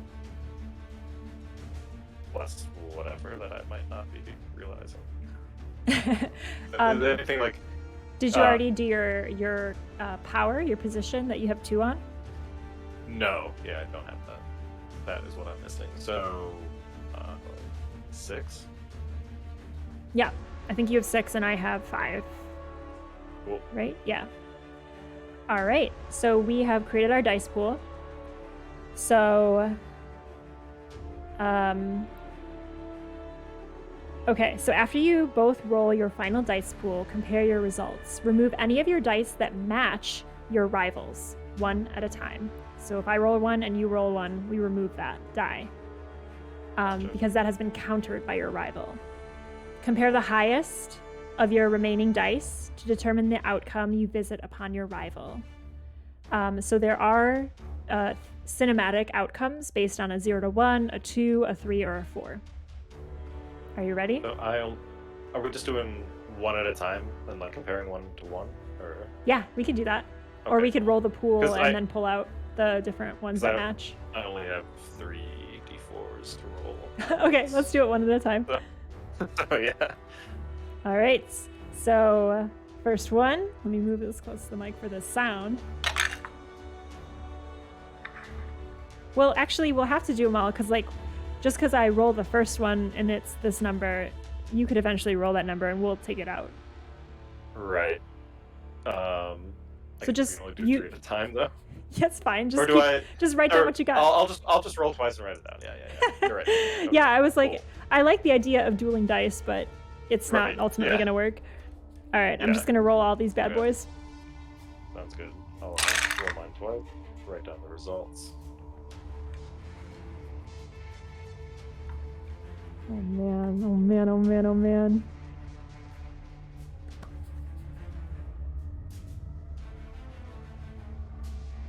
Yeah, I guess with dice pool games, it's good to have like a crap ton of the same type of die. Yeah. Awesome, yeah. So I got my 6 rolls. All right. Do you have a 4? I do. Eliminate it. Wow. Do you have another 4? I don't. All right. Do you have a 3? I do. Eliminate it. All right. Do you have a 2? I do. Eliminate it. Do you have another 2? I don't. All right. So how many dice do you have left in your pool that were rolled? 3 left. And I have 2 total, but one of mine is a 4. Do you have any 4s? No. All right. What were your finals? I just got 3 1s left. You got 3 1s? Yeah, half of my 6 die were 1s. Not great. Ah! I got some pretty high rolls in there. Mine left is a 4 and a 2. Nice. All right. So compare the highest of your remaining dice to determine the outcome. So with a 4, it says, the story ends here, and in the fullness of time, they will be forgotten. So other options were you destroyed, spoiled, or ruined something that they hold dear. You have scarred, marred, or otherwise visited a harm upon your rival's person. They will heal in time. Pippin, that's enough. Sorry, my dog is digging into the chair. Sometimes you can see him phase into existence. He's trying to get settled. They will carry their wounds to this day until their end, or their story ends here, which I think means I kill you. I think so. So how does that happen? Okay, so let's narrate this. Also for a draw, it says, in the end of a perfect draw, fill 2 graves, which is the name of the game. Okay, so my last action from this climactic scene was I jump, and then I go to swing into the room of the entrepreneur. What are you doing in this moment, Jackie? I think, I just try to like swing at your legs, and just like my vertigo is just going hog wild, and I'm just like trying to like get myself like oriented on this train and just like back to like being able to like really move. So I'm just sort of like crawling at this point towards like the car, just trying to like keep low and try to regain myself. And I'm gonna try to as slowly make my way into the window when I can. so you're also heading for the window, or you're just going to be crawling on the top? I'll be crawling and then eventually trying to unless there's like a hatch or something. I don't know how else we'll drop in this car, but I'm definitely moving at a slower pace at this point, trailing behind. So I feel like as you're crawling and in the extra time that gives Benny, he is going to be pleading with the entrepreneur down below, who's like, how did you get in here? What in tarnation? And no longer bleeding with a pickaxe from his eye, he's trying to like present himself as like a totally rational person. And he's like, well, sir, I just think that you haven't given us a fair shot. And it seems like he's making some grounds as far as persuading this guy. Like, he's a little bit calmer. Sure, he's sweating and panting and has like some punch marks, but you know, who doesn't in the West? And so it looks like the entrepreneur is like ready to listen. Like, this guy seems to have gone through a lot of trouble to track him down. Okay.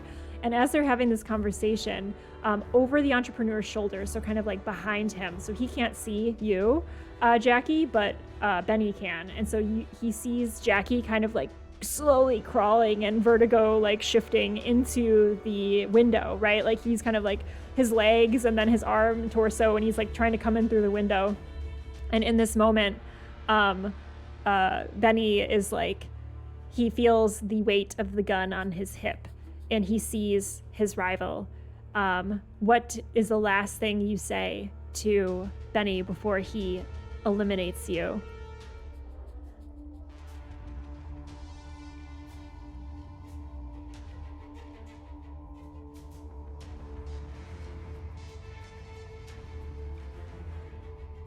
Oh man, I'm trying to. Do I play it smarmy? Do I play it sad?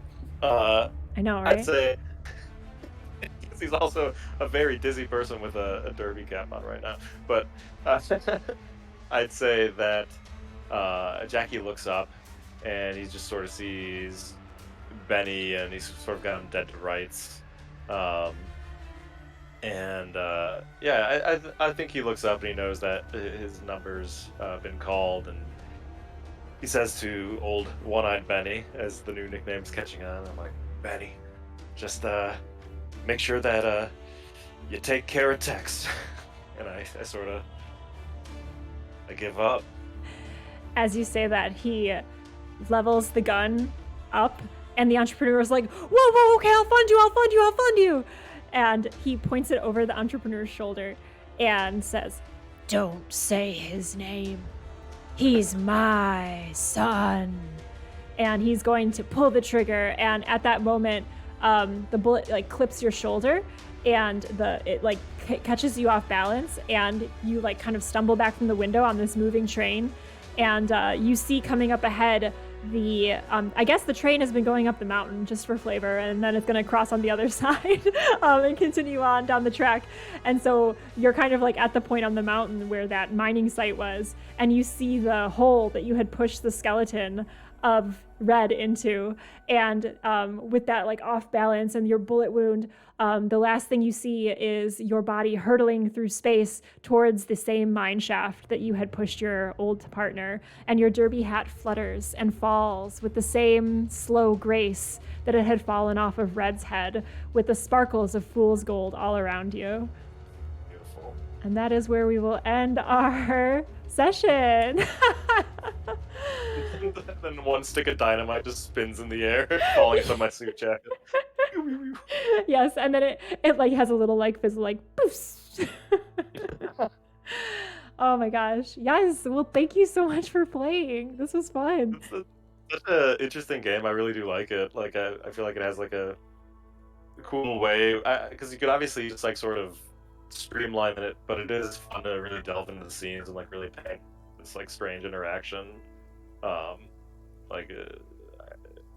It's really cool. I do like it. Yeah, it's neat. And I was thinking too, like, if I were to play it again, I'd try to create a character that has a little bit more, like, I feel like our Wild West setting, we were like already ready to fight, even in our flashbacks. And so I was like, it'd be cool to like create like a mad scientist type villain, or like someone where you could get more like social interaction in the flashbacks, like social violence. But I really liked how our social turned into violence in the flashbacks, and that violence felt different than our combat, because our combat was just purely fisticuffs, and then the one from the flashback was a little bit more like story-tied, I guess. Yeah. There's a cool balance to this. I really do like the non-linear jumping back and forth. I think it keeps it really interesting. Yeah. Well, thanks for being game for trying it and coming on stream too. Well, it was a lot of fun. R.I.P. Jackie. Yes, I guess for an epilogue, One-Eyed Benny has this new saloon in town, fully funded by the entrepreneur, whether through volition or through threats, kind of unclear. And Tex is working there, and like everything seems great, but like maybe at the last scene you could be like Tex going to the back room, and like he pulls out the recipe for the poison and like looks at the vats and says like, "I'm here to take my revenge, Dad." Ooh. Tex coming in with the redemption at the end. Yeah. Man. That could be the next rival set, is Tex versus Dad. Man. Oh man, but True yeah, Western ending right there. That's great. Thank you so much for playing. I've been trying to get you on stream forever, and I'm glad I did. For sure. Oh yeah, a lot of fun. Yay! Yeah, you're always welcome. You know where to find me. Yeah. But yeah, so thanks chat for hanging out. So you've been watching a playthrough of First Dig 2 Graves. It's a 2-player game. Hopefully, let's see, was Stream Elements doing the thing I told it to do? Yes, it did once. So let me drop that link again in chat if you wanted to pick up a copy of this game. It's pay what you want, and I think they did a great job designing it. So please show them some support. And then yeah, if you're interested in keeping in touch with us, I'll drop my socials as well. So follow me on Twitter for all the updates. What else? Pitch for next week. We've got an RPG coming up on Friday for First Fridays, where a guest comes on the channel and runs a game. We will be playing with Hazards and Hijinks. They're an improv RPG group, so they're like heavily improv focused, and they're going to bring some chaos. I'm very excited. So tune in on Friday at 7:30 for that. And yeah, what else is happening? Outer Wilds, Echoes of the Eye on Thursdays. So that's fun and frustrating and scary and all of the things. But yeah, I'm going to find someone to raid. Let's see who is doing things this morning.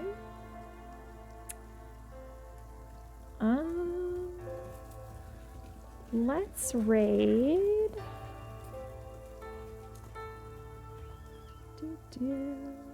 Who's doing some tabletop stuff?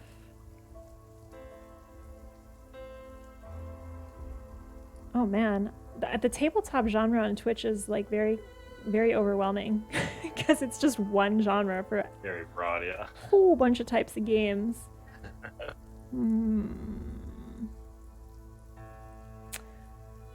Well, we can check out maybe the People's Ascension. I can't quite see what they're playing though.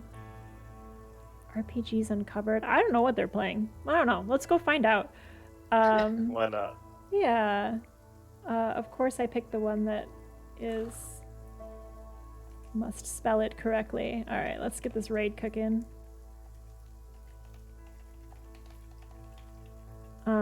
But yeah, Mike, do you have any like fun things you want to tell the world about? Nah, just don't end up like old Jackie, and don't carry a stick of dynamite with you at all times. Did you just literally do a PSA to like don't be like an old Western saloon owner? Mm-hmm. Okay. Violence isn't the solution. Can I not Especially spell with dynamite. Ascension? I can't spell Ascension. This is really tough. Ascension. Ascension? Yes? No? That is a strange word, yeah. Yes? Did we do it? We did it! All right, we've learned to spell. Let's go see what they're playing. Thanks for hanging out, everyone. It's been great. And yeah, we'll see you around soon. Take good care. Enjoy your weekend.